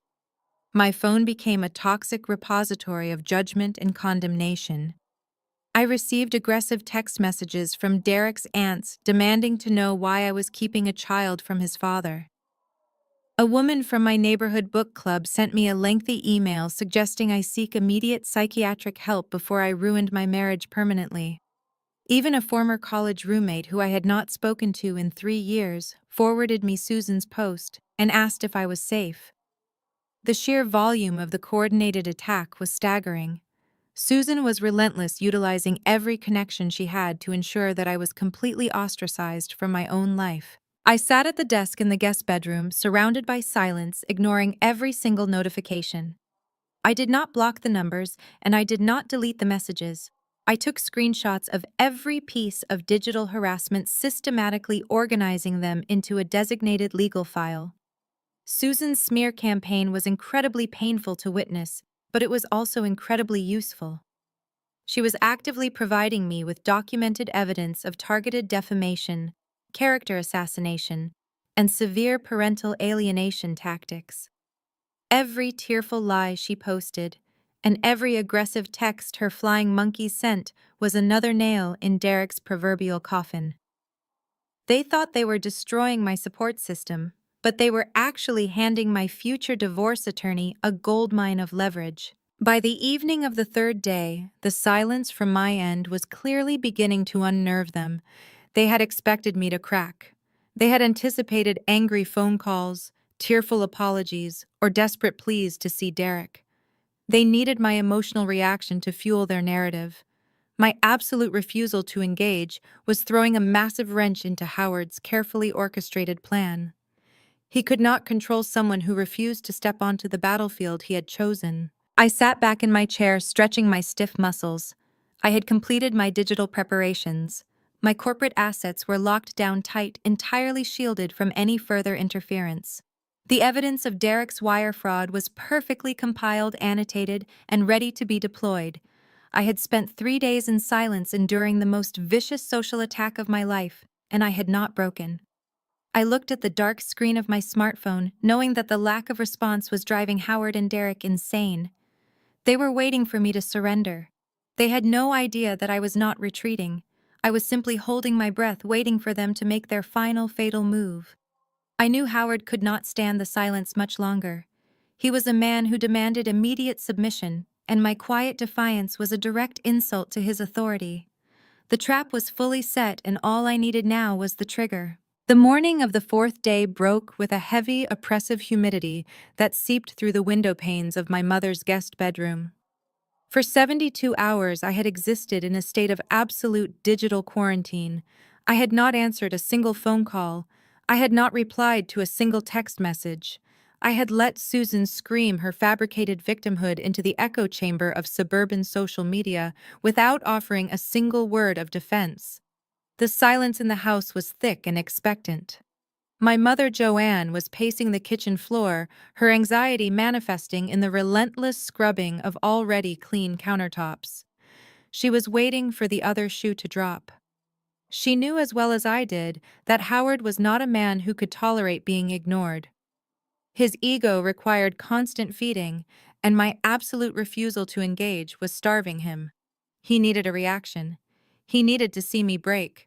And since his social manipulation had failed to draw me out into the open, I knew his next maneuver would be a direct frontal assault. At precisely 9 o'clock in the morning, the silence was finally shattered. A sharp ping echoed from my laptop speakers, cutting through the quiet hum of the air conditioning. It was not a text message notification or a Facebook tag. It was the distinct chime of my secure corporate email client receiving a high-priority communication. I set down my coffee mug and slid into the chair, staring at the glowing screen. I did not feel a spike of fear. I felt the steady hum of pure adrenaline. The trigger I had been waiting for had finally arrived. The email was not sent from Derek's personal account. It did not come with a familiar subject line or any semblance of marital communication. The sender was listed as a senior managing partner at one of the most ruthless and expensive corporate litigation firms in downtown Chicago. These were Howard's personal attack dogs. They were men who wore $5,000 suits and specialized in burying small businesses in endless mountains of legal paperwork until they submitted to Howard's demands. The subject line read simply and coldly, "Notice of intent to file emergency custody injunction and summons for mediation." I clicked open the document and began to read. I did not read it as a terrified wife or a heartbroken mother. I read it with the clinical detachment of a senior logistics consultant analyzing a competitor's hostile takeover bid. The letter was a masterpiece of aggressive corporate bullying masquerading as family law. It was incredibly long, filled with dense, intimidating legal jargon designed specifically to overwhelm and paralyze a civilian reader. Howard had clearly spared no expense having his legal team draft a document that was intended to drop me to my knees in absolute terror. The first page of the email did not mention my car or the confrontation at the country club. It went straight for the jugular. Derek, officially acting through his father's legal counsel, was threatening to file an ex parte emergency motion for full physical and legal custody of our 1-year-old son Leo. The justification they laid out was breathtaking in its sheer calculated cruelty. The lawyers stated that I had suffered a severe documented psychological breakdown, rendering me a clear and present danger to the child's immediate physical safety. They referenced Susan's fabricated social media posts as community evidence of my erratic and unpredictable behavior. But the true sickness of their strategy was revealed in the financial section of the legal threat. Derek was officially claiming that I had absolutely zero financial means to provide food, shelter, or basic medical care for our infant son. The legal document explicitly cited my completely drained checking and savings accounts as absolute undeniable proof of my destitution. They wrote that I was an unfit, destitute mother who was currently relying on the charity of relatives to survive because I possessed no independent wealth or income whatsoever. The audacity of the claim was so massive it bordered on comedic. My husband had illegally hacked into my secure corporate holding account, siphoned every single penny of my hard-earned consulting bonuses, wired it directly into his father's failing commercial distribution business, and was now turning around to use my newly engineered poverty as legal grounds to legally strip my child away from me. He had stolen my armor and was now pointing to my bare chest, claiming I was unfit for battle. Derek thought he had executed a flawless checkmate. He believed that by holding my son hostage with a manufactured financial crisis, I would immediately surrender every single ounce of my dignity. He thought the sheer terror of losing Leo to the state foster system, or to Howard's sprawling estate, would blind me to the colossal legal errors he had committed to get us to this point. I scrolled down to the final page of the PDF attachment. The aggressive posturing and threats of immediate court intervention suddenly shifted into a thinly veiled offer of a backroom deal. The email concluded with a strict mandatory summons for a family mediation meeting. It stated that out of the goodness of his heart and his desire to preserve the legacy of the family, Derek was willing to hold off on filing the emergency custody injunction if I agreed to meet and settle this matter quietly and privately. The location for this supposed mediation was not a neutral mediator's office. It was scheduled to take place in the main conference room of Howard's high-powered law firm in downtown Chicago the following morning at 10 o'clock sharp. It was the ultimate power play. They wanted me to drive into the city walk, into their glittering glass tower, and sit across a massive mahogany table completely outnumbered by men in expensive suits. They wanted to pull me into their territorial stronghold where they held every single perceived advantage. They were setting the stage for an absolute massacre. I leaned back in my chair, my eyes scanning the harsh block text of the official summons. The meeting was a trap designed to force my signature on whatever horrific concessions they had drawn up. They needed me terrified, desperate, and willing to sign away my entire life just to keep my baby in my arms. Howard wanted to watch me break in a boardroom where he felt like a king. He wanted to look down at me from across a polished table and relish in the total destruction of my independence. My mother walked into the guest room, wiping her hands on a dish towel. She saw the intense focus on my face and stepped up behind my chair, reading the screen over my shoulder. As her eyes scanned the bold legal threats regarding Leo's custody, she let out a sharp gasp. Her hands flew to her mouth and she began to shake. She asked me what we were going to do. She asked if they could really just take a baby away from his mother based on an empty bank account and some vicious Facebook rumors. She was spiraling into exactly the kind of panicked response that Howard had engineered this entire document to elicit. I turned to look at my mother. I reached out and gently placed my hand over hers, stopping her trembling. I told her that they were not going to take Leo anywhere. I explained that Howard and Derek were arrogant men who operated on fear and intimidation, but they lacked the fundamental intelligence to cover their own tracks. They had just put their entire malicious strategy in writing and sent it through a traceable corporate email server. They had officially documented their intent to use stolen funds as leverage in a family court proceeding. They had just handed me a signed confession wrapped in expensive legal letterhead. I looked back at the glowing screen, reading the strict summons for the family mediation meeting one more time. Tomorrow morning at 10 o'clock. They wanted a quiet settlement. They wanted me isolated, submissive, and completely broken. I took a deep breath, feeling the cold, clinical precision of my corporate training take complete control of my mind. I was no longer a betrayed wife or a targeted mother. I was a professional consultant preparing to execute a hostile takeover. I was going to walk into that glittering glass tower tomorrow morning. I was going to sit across that massive mahogany table, but I was not going to be the one begging for mercy. The legal threat was not the end of my life. It was the formal invitation to their absolute destruction. I began to organize my files into a sleek black leather portfolio, ensuring every single piece of evidence was impeccably arranged for maximum devastation. The smear campaign and the brutal legal threats had tested my patience, but they had also provided me with the ultimate ammunition. Let them prepare their smug speeches and their predatory contracts. They had no idea what was truly coming for them. I stared out the window, watching the breeze rustle the leaves on the old oak tree. The storm was finally coming. Howard and Derek had spent days building their fragile house of cards.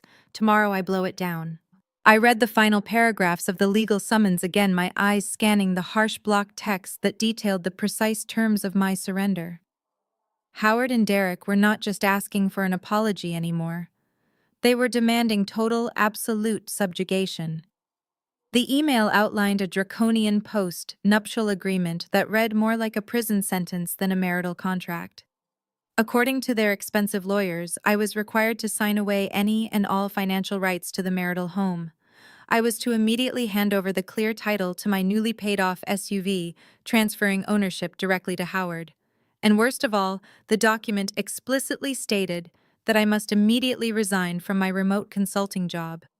They demanded that I become a fully compliant, closely monitored stay-at-home mother who relied entirely on a meager weekly allowance distributed at Derek's sole discretion. The lawyers made the ultimatum crystal clear.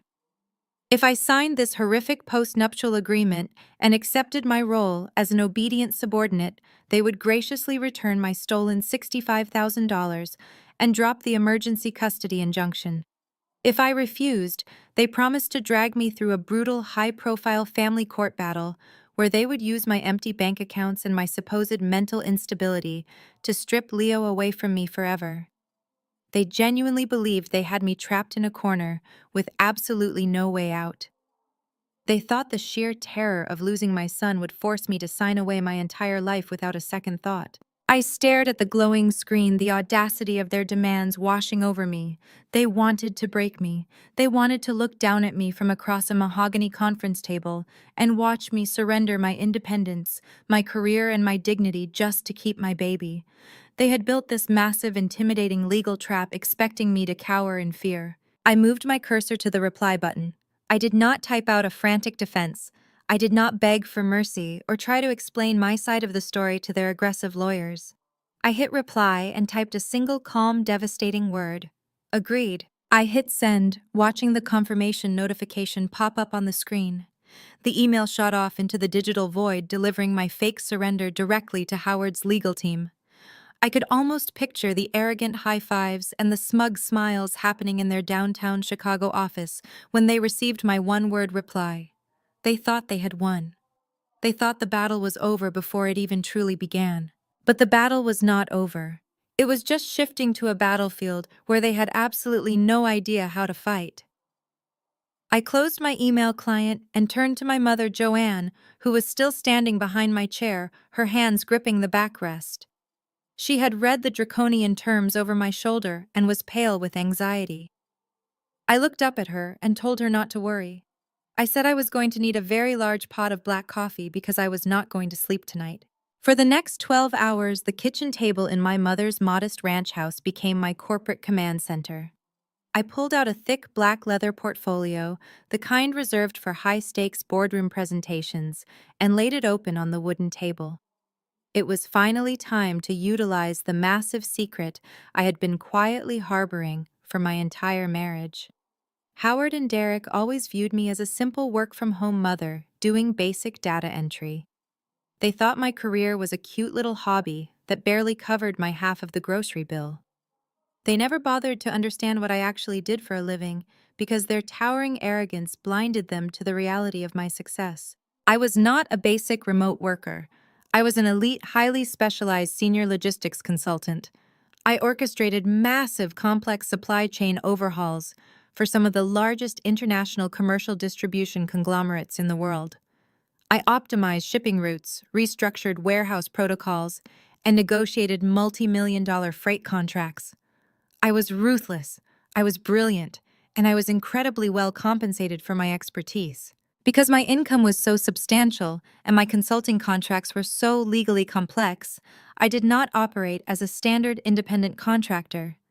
I operated all of my business under the protective umbrella of a heavily shielded limited liability company. My LLC was an ironclad corporate entity designed to manage my massive quarterly performance bonuses and protect my assets from personal liability. This was the fatal flaw in Howard's master plan. When Derek logged into what he thought was just a high-yield joint savings account, he had unknowingly breached the designated tax holding account for my registered corporate LLC. The $65,000 he stole was not marital property. It was protected corporate capital. I spent the entire night meticulously compiling the documents that would prove this beyond a shadow of a doubt. I printed out the official articles of incorporation for my LLC, highlighting the specific federal tax identification number associated with the entity. I printed the banking documents that clearly linked that specific high-yield savings account to my corporate ID, not my personal Social Security number. I printed the comprehensive transaction log proving that the $65,000 consisted entirely of direct deposits from major international shipping firms paying my consulting invoices. I arranged these documents perfectly inside the black portfolio. I was building a paper trail that established unequivocally that Derek had committed federal corporate embezzlement. By moving those shielded funds across state lines to Howard's failing distribution business, Derek had also committed wire fraud. The federal penalties for these crimes were severe, carrying mandatory minimum prison sentences and massive financial fines. But the embezzlement was only the first half of my counterstrike. The $65,000 was the bait that Derek had foolishly swallowed, but it was not the actual trap. The true trap was built on a much deeper, much more devastating secret regarding Howard's beloved distribution company. I took another sip of black coffee and pulled up a different set of secure files on my laptop. For years, Howard had mocked me loudly, proclaiming that his business acumen was vastly superior to mine. He constantly belittled my career while bragging about his regional distribution empire. He acted like a titan of industry, a self-made millionaire who was immune to failure. But the numbers did not lie, and I was a master of numbers. While organizing my corporate files a few months ago, I had noticed several glaring inconsistencies in Howard's business model. His supply chain was a disaster. His freight contracts were bloated and inefficient. He was bleeding money at an alarming rate, but covering it up with flashy country club memberships and aggressive posturing. I had quietly run a deep-dive financial analysis on his company, utilizing the sophisticated software tools I used for my own elite clients. The results were catastrophic. Howard's distribution business was not booming. It was failing spectacularly. He had been operating in the red for over 2 years, desperately shuffling funds between accounts to create the illusion of solvency. 8 months ago, the situation had become so dire that Howard took a massive, desperate gamble. He secretly put the deed to the family home, the sprawling suburban mansion he was so incredibly proud of, up as collateral for a high-risk commercial loan. He needed a massive influx of cash to keep his distribution company afloat, and he bet everything he owned that he could turn the business around. He lost the bet. Howard had defaulted on that commercial loan 90 days ago. The bank was actively preparing for a full foreclosure on his primary residence. But Howard, in a last-ditch effort to save his pride, had managed to stall the bank by promising a sudden influx of capital. He was waiting for a miracle that was never going to come. I printed the documents confirming Howard's loan default and the impending foreclosure on his mansion. I added them to the black portfolio.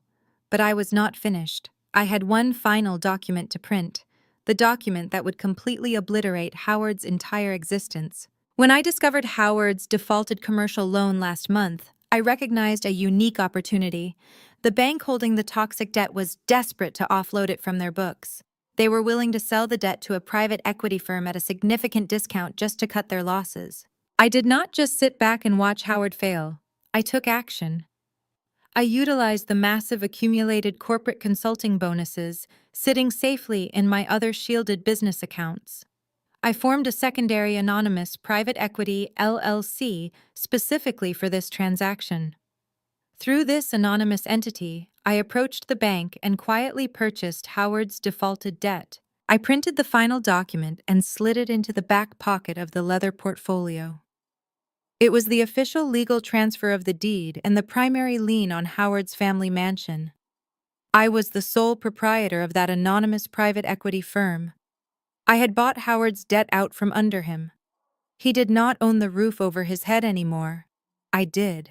Furthermore, because Howard had foolishly tied his primary business assets to that defaulted commercial loan, I now held the primary lien on his entire distribution company.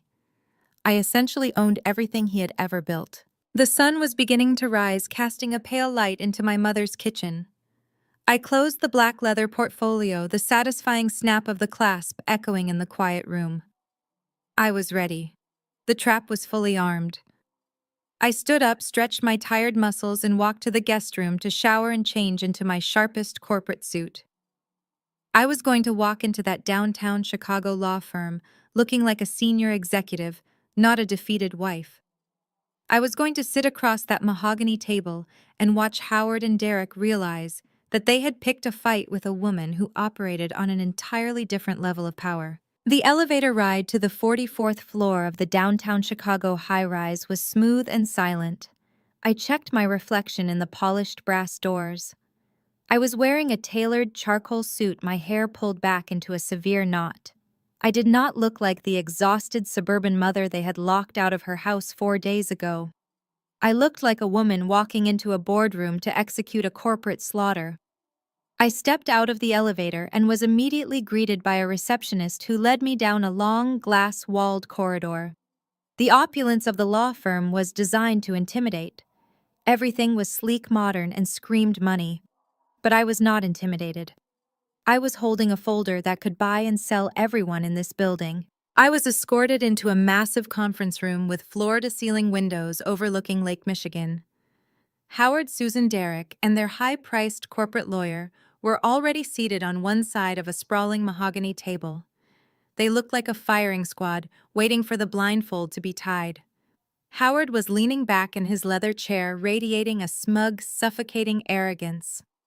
Susan sat beside him, wearing a sympathetic pout that was entirely performative. Derek looked nervous, his eyes darting between me and his father. The lawyer, a man named Harrison, who wore an expensive watch and a patronizing smile, sat at the head of the table. I walked in alone. I did not bring Joanne. I did not bring my own legal counsel. Their immediate assumption was that I was terrified, broken, and completely isolated. Harrison gestured to the empty chair across from them. He did not offer me water or coffee. He wanted to maintain the psychological high ground. I set my black leather portfolio on the polished wood and took a seat, keeping my posture perfectly rigid. Howard could not wait to speak. He leaned forward, resting his elbows on the table, and let out a short, condescending chuckle. He told me he was glad I finally decided to stop throwing a hysterical tantrum and act like a rational adult. He said he hoped the last few days living off my mother's charity had taught me a valuable lesson about the reality of my financial situation. He told me that family loyalty was paramount, and that today I was going to learn my place once and for all. Susan chimed in, her voice dripping with artificial sweetness. She said she was so relieved I was finally getting the mental help I clearly needed. She claimed she had been praying for me every single day. She told me that Derek still loved me despite my erratic and dangerous behavior, and that they were willing to let me come home if I just followed the rules. Derek stared down at the table, unable to meet my eyes, choosing to let his parents deliver the brutal ultimatums. Harrison, the lawyer, cleared his throat, taking control of the meeting. He slid a thick stack of legal documents across the mahogany table toward me. He placed a silver Mont Blanc pen directly on top of the signature line. He adopted a tone usually reserved for speaking to a slow child. He told me that this was a post-nuptial agreement designed to protect the family assets from any further manic episodes on my part. He outlined the draconian terms exactly as the email had stated. I was to immediately surrender all financial and legal rights to the marital home. I was required to sign over the clear title of my SUV to Howard, and I was legally bound to resign from my remote consulting position, effective immediately. Harrison explained that I would be given a strict weekly allowance managed by Derek to purchase household necessities. He said that if I signed the document right now, they would graciously return the $65,000 they had secured, and they would drop the emergency custody injunction regarding Leo. He told me it was an incredibly generous offer and that I had absolutely no leverage to negotiate. I looked at the thick stack of papers. I looked at the silver pen. I did not reach for either of them. Instead, I looked up and met Howard's gaze. The smug arrogance was still plastered across his face. He thought he had me completely cornered. I reached out and slowly, deliberately pushed the post-nuptial agreement back across the table toward Harrison. The thick packet of paper slid over the polished wood and stopped right in front of the lawyer. Howard's smile faltered slightly. He demanded to know what I was doing. He told me to pick up the pen and sign the damn papers before he called his friends at family court and had Leo permanently removed from my custody. I ignored Howard entirely. I unclasped my black leather portfolio. The sharp snap echoed in the quiet conference room. I pulled out a single sheet of paper and slid it directly across the table to Harrison. I told the lawyer that before we discussed any ridiculous post-nuptial agreements, we needed to address a massive federal crime that his clients had committed exactly 4 days ago. Harrison frowned, looking down at the document. It was a certified bank record detailing the $65,000 wire transfer. He scoffed and told me that moving marital funds between joint accounts was not a crime. He said Derek had every legal right to secure those assets to prevent me from draining them during a manic episode. I smiled. It was a cold, terrifying smile that made Derek physically flinch. I informed Harrison that he needed to look much closer at the account numbers listed on that transfer. I explained that Derek did not drain a standard joint marital checking account. I told the table loud and clear that Derek had logged into the designated tax holding account for my registered corporate limited liability company. The room went dead silent. Harrison's eyes darted back down to the paper. The color began to slowly drain from his face as he realized what he was looking at. He saw the federal tax identification number clearly printed at the top of the banking document. He saw the corporate entity name. I kept my voice perfectly level, delivering the execution with absolute precision. I explained that I operate all my international logistics consulting under a heavily shielded LLC structure. The $65,000 inside that specific account was protected corporate capital.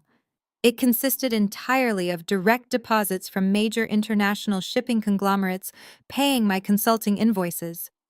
It was money specifically set aside to cover my federal and state corporate tax liabilities. I turned my gaze to Derek, who was now sweating profusely. I told my husband that by logging into that specific account deliberately, moving shielded corporate funds and wiring them directly into his father's commercial distribution business, without my explicit authorization, he did not just commit a simple marital betrayal. I told him he had just committed federal corporate embezzlement. I then turned to Howard. I told him that by accepting those stolen corporate funds into his own business account across state lines, he was now an active accessory to wire fraud. I explained that the federal penalties for these crimes carry mandatory minimum prison sentences and catastrophic financial fines. Susan gasped, clutching Howard's arm. Howard tried to bluster his way out of the trap. He pounded his fist on the table, shouting that I was lying. He claimed it was just a regular savings account and that I was trying to confuse his lawyer with fake documents. He told Harrison to ignore my hysterical threats. But Harrison was not ignoring me. The lawyer was staring at the paper, his hands visibly shaking. He was a corporate litigator, and he knew exactly what he was looking at. He knew that I had just handed him a digital confession to a federal crime. I did not stop. I leaned forward, resting my arms on the table. I announced to the room that the bank's fraud department had already been notified. I informed them that the IRS had received a formal report regarding the unauthorized transfer of corporate tax funds. I told them that the digital footprint Derek left was absolutely airtight. I had the IP addresses, the routing numbers, and the exact timestamps. Harrison's silver Mont Blanc pen slipped from his fingers and clattered loudly onto the mahogany table. He looked at Howard, his professional demeanor completely shattered. He told his client in a strained, panicked whisper that they were in severe, unrecoverable legal jeopardy. He explained that if I pressed charges, Derek would absolutely go to federal prison, and Howard's business accounts would be immediately frozen, pending a massive federal investigation. The power dynamic in the room violently flipped. The arrogant men who had tried to force me into submission were now staring at a woman who held their entire future in the palm of her hand. Howard was practically hyperventilating, his face shifting from purple rage to chalky white terror. Derek looked like he was about to vomit. He realized he had just ruined his own life trying to protect his father's fragile ego. Susan began to cry. Not the fake performative tears she used on Facebook, but genuine hysterical sobs of absolute panic. She realized that her comfortable suburban life was about to be obliterated by a federal indictment. I sat back in my chair watching their entire world collapse. I told them that their post-nuptial agreement was worthless. I told them their emergency custody threats were pathetic. They had built a trap thinking I was a helpless victim, but they had actually handed me the exact weapon I needed to destroy them, and I was not even finished yet. The embezzlement was just the opening act. I still had the second half of my portfolio to deploy. Howard did not capitulate gracefully. He was a man who had spent his entire adult life bullying people into submission, and he simply could not process the fact that a woman he considered completely insignificant had just outmaneuvered him on a federal level. He shot out of his leather chair, slamming his palms flat onto the mahogany table.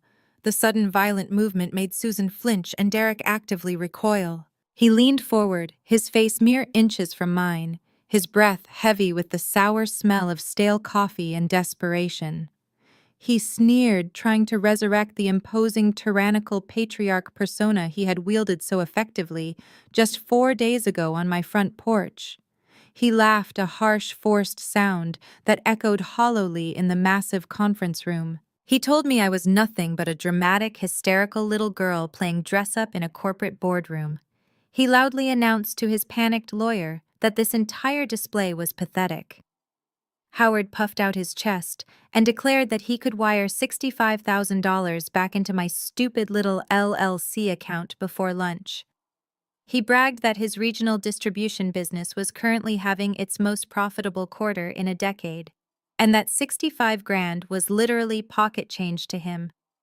He sneered that I was making a massive deal out of a minor clerical error that Derek made while trying to protect the family. Then he leaned even closer, dropping his voice to a menacing, condescending whisper. He reminded me with absolute arrogant certainty that even if I got my precious little bonus money back, I was still a guest in his kingdom. He stated emphatically that he still owned the literal roof over my head. He told me that my name might be on the mortgage, but his massive down payment was the only reason I was not raising his grandson in a cheap apartment. He commanded me to drop the federal threats, pack up my little black folder, and drive straight back to the house where I belonged before he officially initiated eviction proceedings and threw me out onto the street permanently. I did not flinch. I did not move away from him. I sat perfectly still, absorbing his pathetic attempt at intimidation and feeling absolutely nothing but a cold, calculating satisfaction. I looked up into his angry, bloodshot eyes and smiled. It was the same smile I had given him at the country club, right before I forced him to surrender my car keys. I told Howard that it was truly fascinating to hear him brag about his booming distribution business. I said it was incredible that he had so much liquid capital available right now, because according to the comprehensive financial analysis I ran on his company last month, he was actually bleeding money at a catastrophic, unsustainable rate. Howard froze. His mouth snapped shut, cutting off his next insult before it could even form. His eyes darted nervously to his lawyer Harrison, who was currently wiping sweat from his forehead with a monogrammed handkerchief. I reached back into my black leather portfolio. The soft sound of sliding paper was the only noise in the room. I pulled out a second stack of documents much thicker than the first, and placed it precisely in the center of the mahogany table directly between Howard and his lawyer. I did not just slide it over. I pushed it with purpose, ensuring it landed right under the harsh glare of the overhead lighting. I kept my voice perfectly level, letting the absolute certainty of my words dismantle his reality, piece by piece. I told the room that Howard's supply chain protocols were a complete archaic disaster. I explained that his freight contracts were bloated, inefficient, and actively destroying his profit margins. I stated loudly and clearly so Derek and Susan could hear every single syllable that Howard's company had been operating severely in the red for over 2 full years. I turned my gaze to Susan, who was currently clutching her pearl necklace, her face a mask of profound confusion. I told my mother-in-law that her husband had been desperately shuffling funds between various corporate and personal accounts for 24 months, just to create the fragile illusion of solvency, so she could keep taking her expensive European vacations and hosting lavish country club dinners. I told her that the empire she was so incredibly proud of was nothing but an empty, decaying shell. Howard slammed his hand on the table again, shouting that I was a liar. He pointed his finger at Harrison, demanding that the lawyer throw me out of the building for corporate espionage and slander. He claimed my documents were complete fabrications generated by a bitter, vengeful woman. Harrison did not move to throw me out. The lawyer tentatively reached out and pulled the thick stack of documents toward him. He flipped open the cover page and began to read. I watched his eyes scan the text, tracking his growing horror as he processed the highly classified financial data I had legally acquired through public commercial registries and aggressive corporate auditing techniques. I turned back to Howard, looking at him with absolute clinical detachment. I told him he should save his breath, because we both knew I was telling the entire unvarnished truth. Then I delivered the first part of the ultimate fatal blow. I explained that 8 months ago, Howard realized his company was weeks away from total insolvency. He needed a massive immediate influx of cash just to make payroll and keep the lights on in his distribution warehouses. But because his credit score was garbage, a fact I had already established at the country club, and his business was failing, no reputable bank would touch him. So Howard took a massive, desperate, and incredibly high-risk gamble. I pointed directly at Derek, who was currently sinking lower and lower into his expensive leather chair, trying to become completely invisible. I told my husband that his father was a coward who gambled with his son's entire life without ever asking for permission. I announced to the room that 8 months ago, Howard secretly put the deed to the family home, the sprawling suburban brick house that Derek and I lived in, up as collateral for a predatory high-interest commercial loan. He leveraged the roof over our heads, the home where my son slept, to secure a desperate cash injection for his failing business. Susan let out a sharp, audible gasp. She turned to Howard, her eyes wide with betrayal, demanding to know if what I was saying was true. Howard refused to look at his wife. He stared dead ahead, his jaw clenched so tightly I thought his teeth might shatter. I continued my public execution of his legacy. I told Susan that her husband had bet everything our family owned that he could turn his archaic business around. And I told her with absolute finality that Howard had lost that bet spectacularly. I looked at Harrison, the lawyer, who had stopped reading and was now staring at me with a look of pure, unadulterated fear. I told Harrison to flip to the third page of the packet, I instructed him to read the commercial loan status report aloud to his client. Harrison swallowed hard. He looked at Howard, then back down at the paper. In a strained, shaking voice, the expensive corporate lawyer confirmed my assessment. He stated that according to the documents, the commercial loan secured by the property deed was officially in severe default. He confirmed that Howard had not made a single payment in 90 days. I leaned back in my chair, clasping my hands together and resting them in my lap. I looked at Howard and delivered the devastating reality of his current situation. I told him that the bank was not just threatening foreclosure, they had already initiated the process. I explained that the bank viewed his debt as completely toxic and they were actively preparing to seize the property to recover their losses. I told Howard that he did not own the roof over my head anymore. I said the bank owned it and they were coming for it. The smug tyrant who had locked a mother and infant outside in 90-degree heat just 4 days ago was now staring down the barrel of total absolute homelessness. He had tried to use financial power to crush me into submission, but his own financial incompetence had just blown up directly in his face. The trap had not just sprung, it had completely decimated his entire existence. But I was not finished. The foreclosure was just the setup. The final knockout punch was still sitting safely inside my black leather portfolio, ready to end this war once and for all. I watched the blood drain entirely from Howard's face as Harrison finished reading the default status of the commercial loan. The arrogant tyrant who had spent 5 years treating me like a disposable subordinate was now struggling just to draw breath. He looked frantically at his lawyer, silently begging for some sort of legal loophole, some magical escape hatch that would save his sprawling suburban mansion from the bank's aggressive foreclosure team. Harrison had nothing to offer him. The lawyer sat back in his expensive leather chair, looking physically ill. I leaned forward, resting my elbows on the massive mahogany table. The room was so quiet I could hear the faint hum of the air conditioning vents above us. I told Howard that he was incredibly lucky. I explained that banks typically do not like holding on to toxic defaulted assets for very long. They prefer to cut their losses quickly and aggressively. I said that just last month the bank was preparing to execute the final foreclosure protocols, which would have resulted in his immediate public eviction from the property he prized so highly. Susan gasped, clutching her pearl necklace tighter. She stared at me, her eyes wide with a mixture of terror and utter confusion. She demanded to know what I meant by lucky. She asked how any of this catastrophic financial news could possibly be considered good luck for their family. I smiled. It was a cold, detached smile that sent a visible shiver down Derek's spine. I turned my attention fully to Susan. I told my mother-in-law that Howard was lucky because a private equity firm swooped in at the very last second.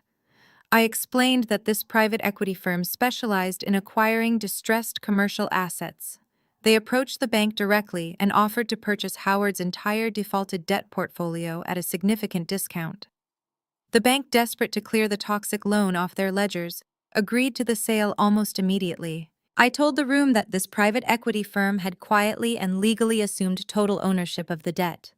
They had bought the loan out from under Howard entirely. The bank was no longer the primary creditor. The private equity firm was now the entity holding the literal keys to Howard's entire existence. Howard let out a shaky, ragged breath. He tried to puff out his chest, grasping desperately at the last remaining shreds of his authority. He told me that this was none of my business. He said that he would simply negotiate a new payment plan with this private equity firm. He arrogantly proclaimed that these firms were always willing to make a deal if the price was right, and he was more than capable of handling sophisticated corporate negotiations without the input of his hysterical daughter-in-law. I slowly reached into the back pocket of my black leather portfolio. The soft sound of sliding paper echoed loudly in the tense silence of the conference room. I pulled out a single thick document bound by a heavy legal seal. It was the most important piece of paper I had ever held in my hands. I placed it perfectly in the center of the table, right next to the evidence of Derek's federal wire fraud. I looked Howard dead in the eye and delivered the absolute ultimate reveal. I told him he was not going to be negotiating with a faceless corporate entity. I said he was not going to be making any deals or setting up any payment plans. I pushed the document slightly forward, ensuring it was directly under the harsh glare of the overhead lighting. I told him to look closely at the signature on the deed transfer and the primary lien assignment. I announced to the room with absolute unwavering certainty that I was the sole proprietor and chief executive officer of that private equity firm. I told them that I had utilized the massive accumulated corporate consulting bonuses sitting safely in my shielded business accounts to execute the purchase. I had bought Howard's toxic debt. I owned the loan. I owned the lien. Howard stared at the document, his eyes tracking the bold black text that listed my name as the primary controlling authority. He looked like a man who had just been struck by lightning. His mouth opened and closed, but he could not force a single word past the sheer horror paralyzing his throat. I did not stop there. I kept my voice perfectly level, driving the final nails into his coffin with surgical precision. I told Howard that he did not own the roof over my head. I said he did not own the roof over his own head. I pointed directly at the legal seal on the document and stated unequivocally that I owned the house. I owned the sprawling suburban mansion he used to intimidate his country club peers. I owned the property he had tried to use as leverage to force me into submission. Susan let out a strangled sob, burying her face in her hands. The reality of her impending social and financial annihilation had finally shattered her performative facade. She realized that her entire identity, built on wealth and status, had just been completely obliterated by the woman she had spent 5 days smearing on Facebook. I turned my gaze back to Howard, who was currently clutching the edge of the mahogany table, trying to keep himself from collapsing out of his chair. I told him that the absolute worst part of his situation was not losing the house. I explained that because he was so incredibly desperate for that initial commercial loan, he had foolishly tied all of his primary business assets to the property deed as cross-collateral. I leaned closer, dropping my voice to a terrifyingly calm whisper. I told Howard that because he defaulted on the loan, and because I now held the primary lien, I did not just own his house. I announced that I now held the controlling lien on his entire regional distribution company. I owned his warehouses. I owned his transport fleet. I owned his inventory. I owned everything he had ever built. I owned his entire legacy. The power dynamic in the room did not just shift. It violently, completely imploded. The arrogant patriarchal tyrant who had spent 5 years treating me like a disposable subordinate was now sitting across from me, realizing that I possessed the absolute legal authority to liquidate his entire existence with a single phone call. Derek, who had been practically silent since I walked into the room, suddenly surged forward. He reached across the table, his hands shaking violently, pleading with me to stop. He begged me to tell him this was all just a massive misunderstanding. He claimed that we were a family, and that families do not destroy each other over money. He tried to grab my hand, but I pulled it back sharply, refusing to let him touch me. I looked at my husband, feeling absolutely nothing but profound disgust. I told Derek that he lost the right to use the word family the exact moment he locked his infant son out of his home in a dangerous heat wave. I reminded him that just 4 days ago he had smugly informed me that I had absolutely nothing without them. I told him that he was wrong. I said I had everything, and they were the ones who were about to have absolutely nothing. Harrison, the expensive corporate lawyer, slowly reached out and pulled the deed transfer document toward him. He read through the dense legal text, his face growing paler by the second. He looked up at Howard, his professional demeanor entirely gone, replaced by a look of sheer, unadulterated panic.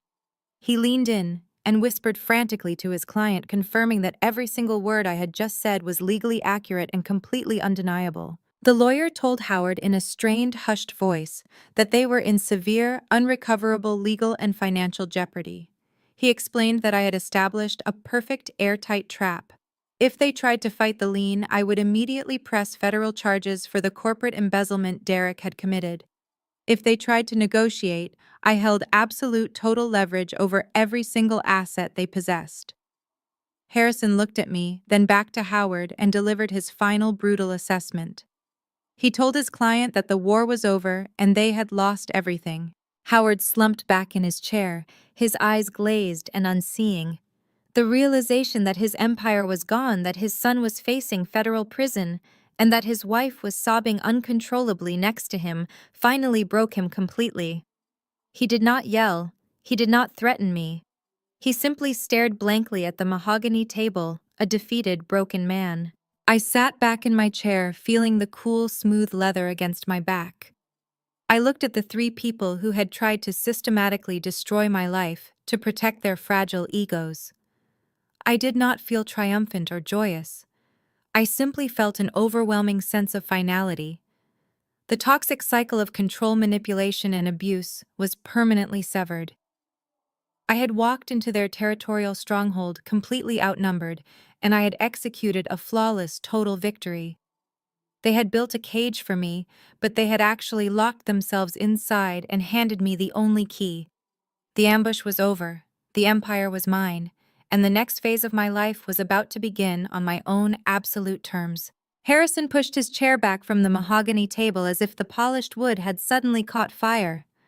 The expensive corporate lawyer did not bother trying to formulate a defense because there was absolutely no defense left to construct. He leaned closer to Howard, and his voice, stripped of all its previous condescension, shook with genuine professional panic. He explicitly told his client that the situation was not just bad, it was completely unrecoverable. Harrison explained that I had executed a flawless financial checkmate. He pointed to the documents confirming my ownership of the private equity firm, and told Howard that if he attempted to challenge the lien, I would immediately trigger the federal investigation into the $65,000 Derek had embezzled. The lawyer made it brutally clear that Howard was facing a choice between complete financial liquidation or watching his only son go to federal prison for wire fraud. Howard sat frozen in his leather chair. The vibrant, aggressive color that usually painted his face when he was angry had entirely drained away, leaving behind a sickly pale gray. His jaw hung slightly open, but the booming, authoritative voice he used to command rooms and terrorize his family was completely gone. He stared blindly at the documents, recognizing the absolute finality of his defeat. He had spent his entire life building an empire on intimidation, smoke, and mirrors. He had thought he was a titan of industry, but he was really just an arrogant bully who had over-leveraged his life to maintain an illusion. Now that illusion was shattered into a million irreparable pieces.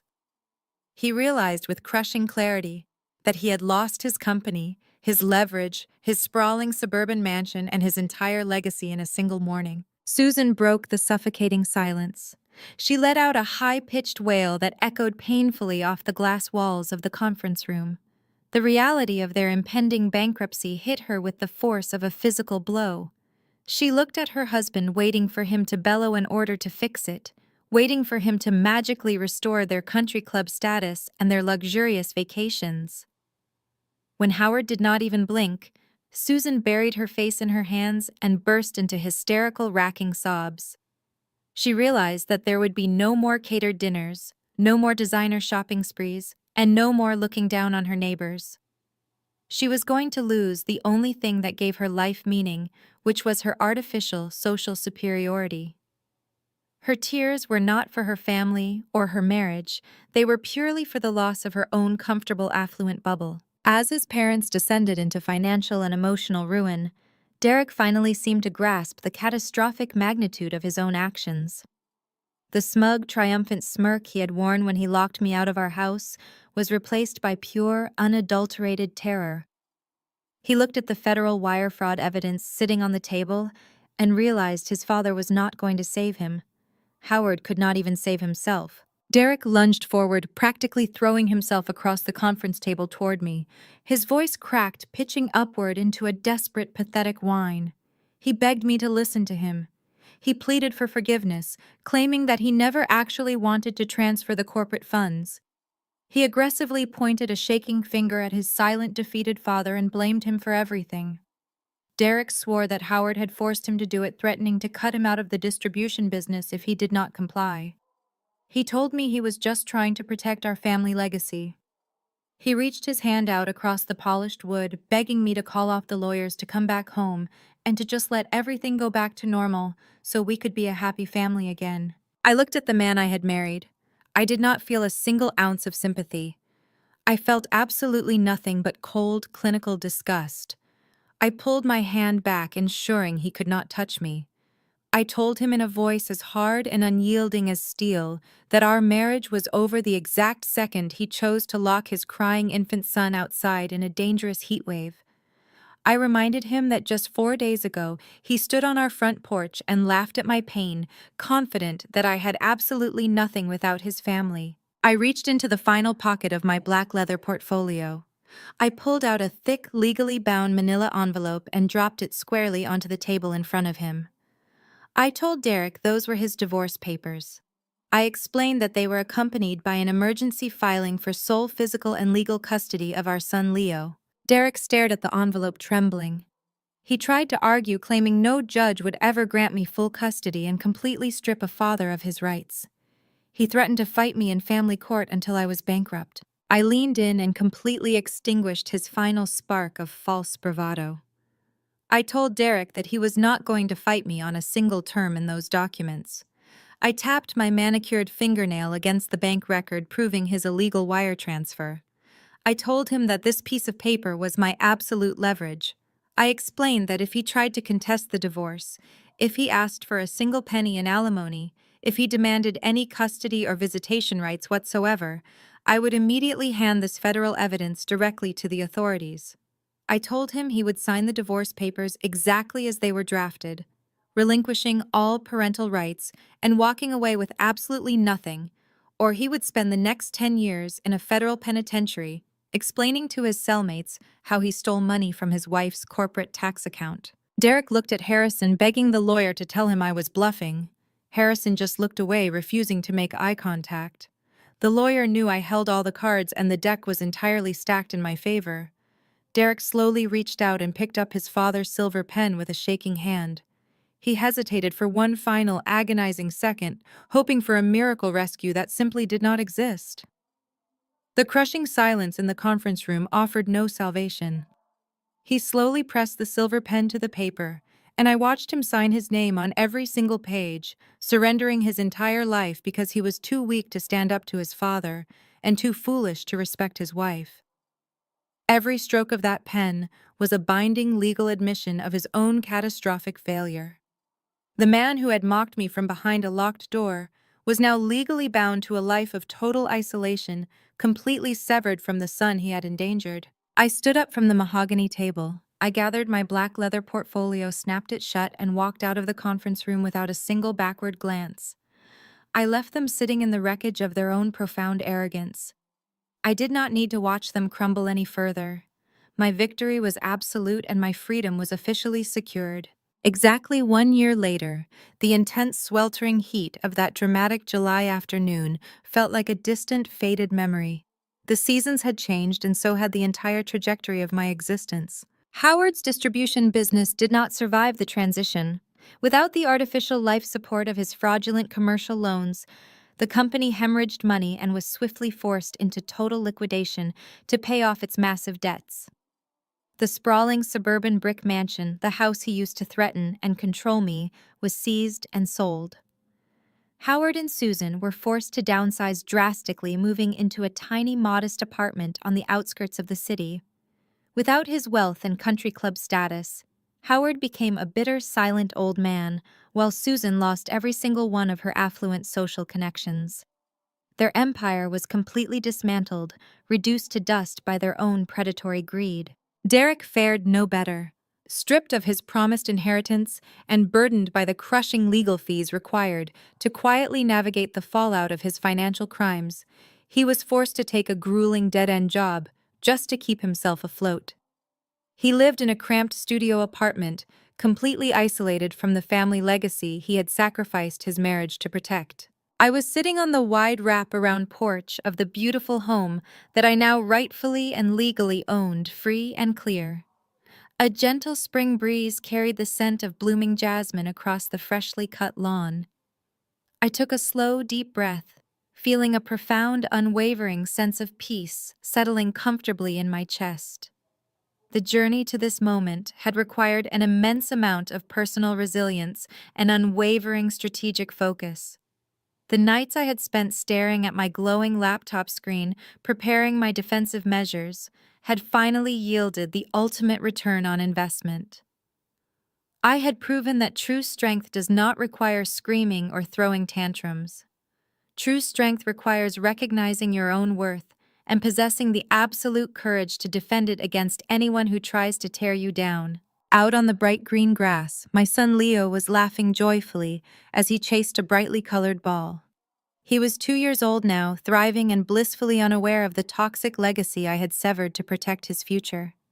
He was growing up in a home filled with unconditional support, free from the suffocating demands of a narcissistic patriarch and a cowardly father. My mother, Joanne, sat in the wicker chair right beside me, peacefully sipping a glass of iced sweet tea. She watched her grandson play, a warm, genuine smile lighting up her face. She reached over and gently patted my arm, silently, acknowledging the incredible journey we had navigated together over the past 12 months. I smiled back, taking a sip of my own tea. I looked at the life I had meticulously built. I had not just survived their horrific abuse and their cowardly financial ambush. I had strategically dismantled their entire corrupt empire and used the scattered pieces to construct my own authentic, deeply fulfilling reality. I was a successful, independent woman, a fiercely protective mother, and the sole architect of my own destiny. They thought they could strip away my power to keep me controlled, but they only succeeded in teaching me exactly how incredibly powerful I truly was. The war was definitively over, and the peace I had fought so ruthlessly to secure was finally beautifully mine. Looking back on that sweltering July afternoon and everything that followed, I realized that the most profound lesson I learned was about the true nature of power. For years, I believed that keeping the peace meant making myself small. I swallowed insults, tolerated disrespect, and allowed my boundaries to be trampled because I thought that was what family required. I thought that if I worked hard enough and accommodated their demands, they would eventually value me. But toxic people do not respect accommodation. They only respect leverage. The moment my husband locked me out of our home and drained my accounts, he thought he was stripping away my power. Instead, he handed me the clarity I desperately needed. I learned that your worth is not defined by how the loudest person in the room treats you.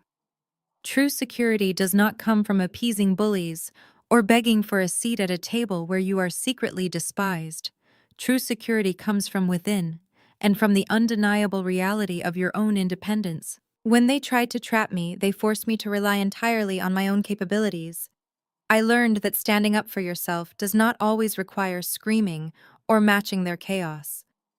Sometimes the most devastating response is absolute cold composure and the quiet execution of a well-laid plan. You have the right to protect your peace, your children, and your future, even if it means walking away from the people you once trusted. Family is supposed to be a sanctuary, not a battlefield. If you are currently trapped in a situation where you are constantly diminished, manipulated, or controlled, please know that you are stronger than they want you to believe. Start building your own safety net today, no matter how small. Have you ever had to draw a hard line to protect your own peace from toxic family members? I would love to hear your stories of survival and triumph in the comments below. Please hit the like button and subscribe to join a community of people who choose self-respect over toxic loyalty. Remember, your future is entirely yours to build.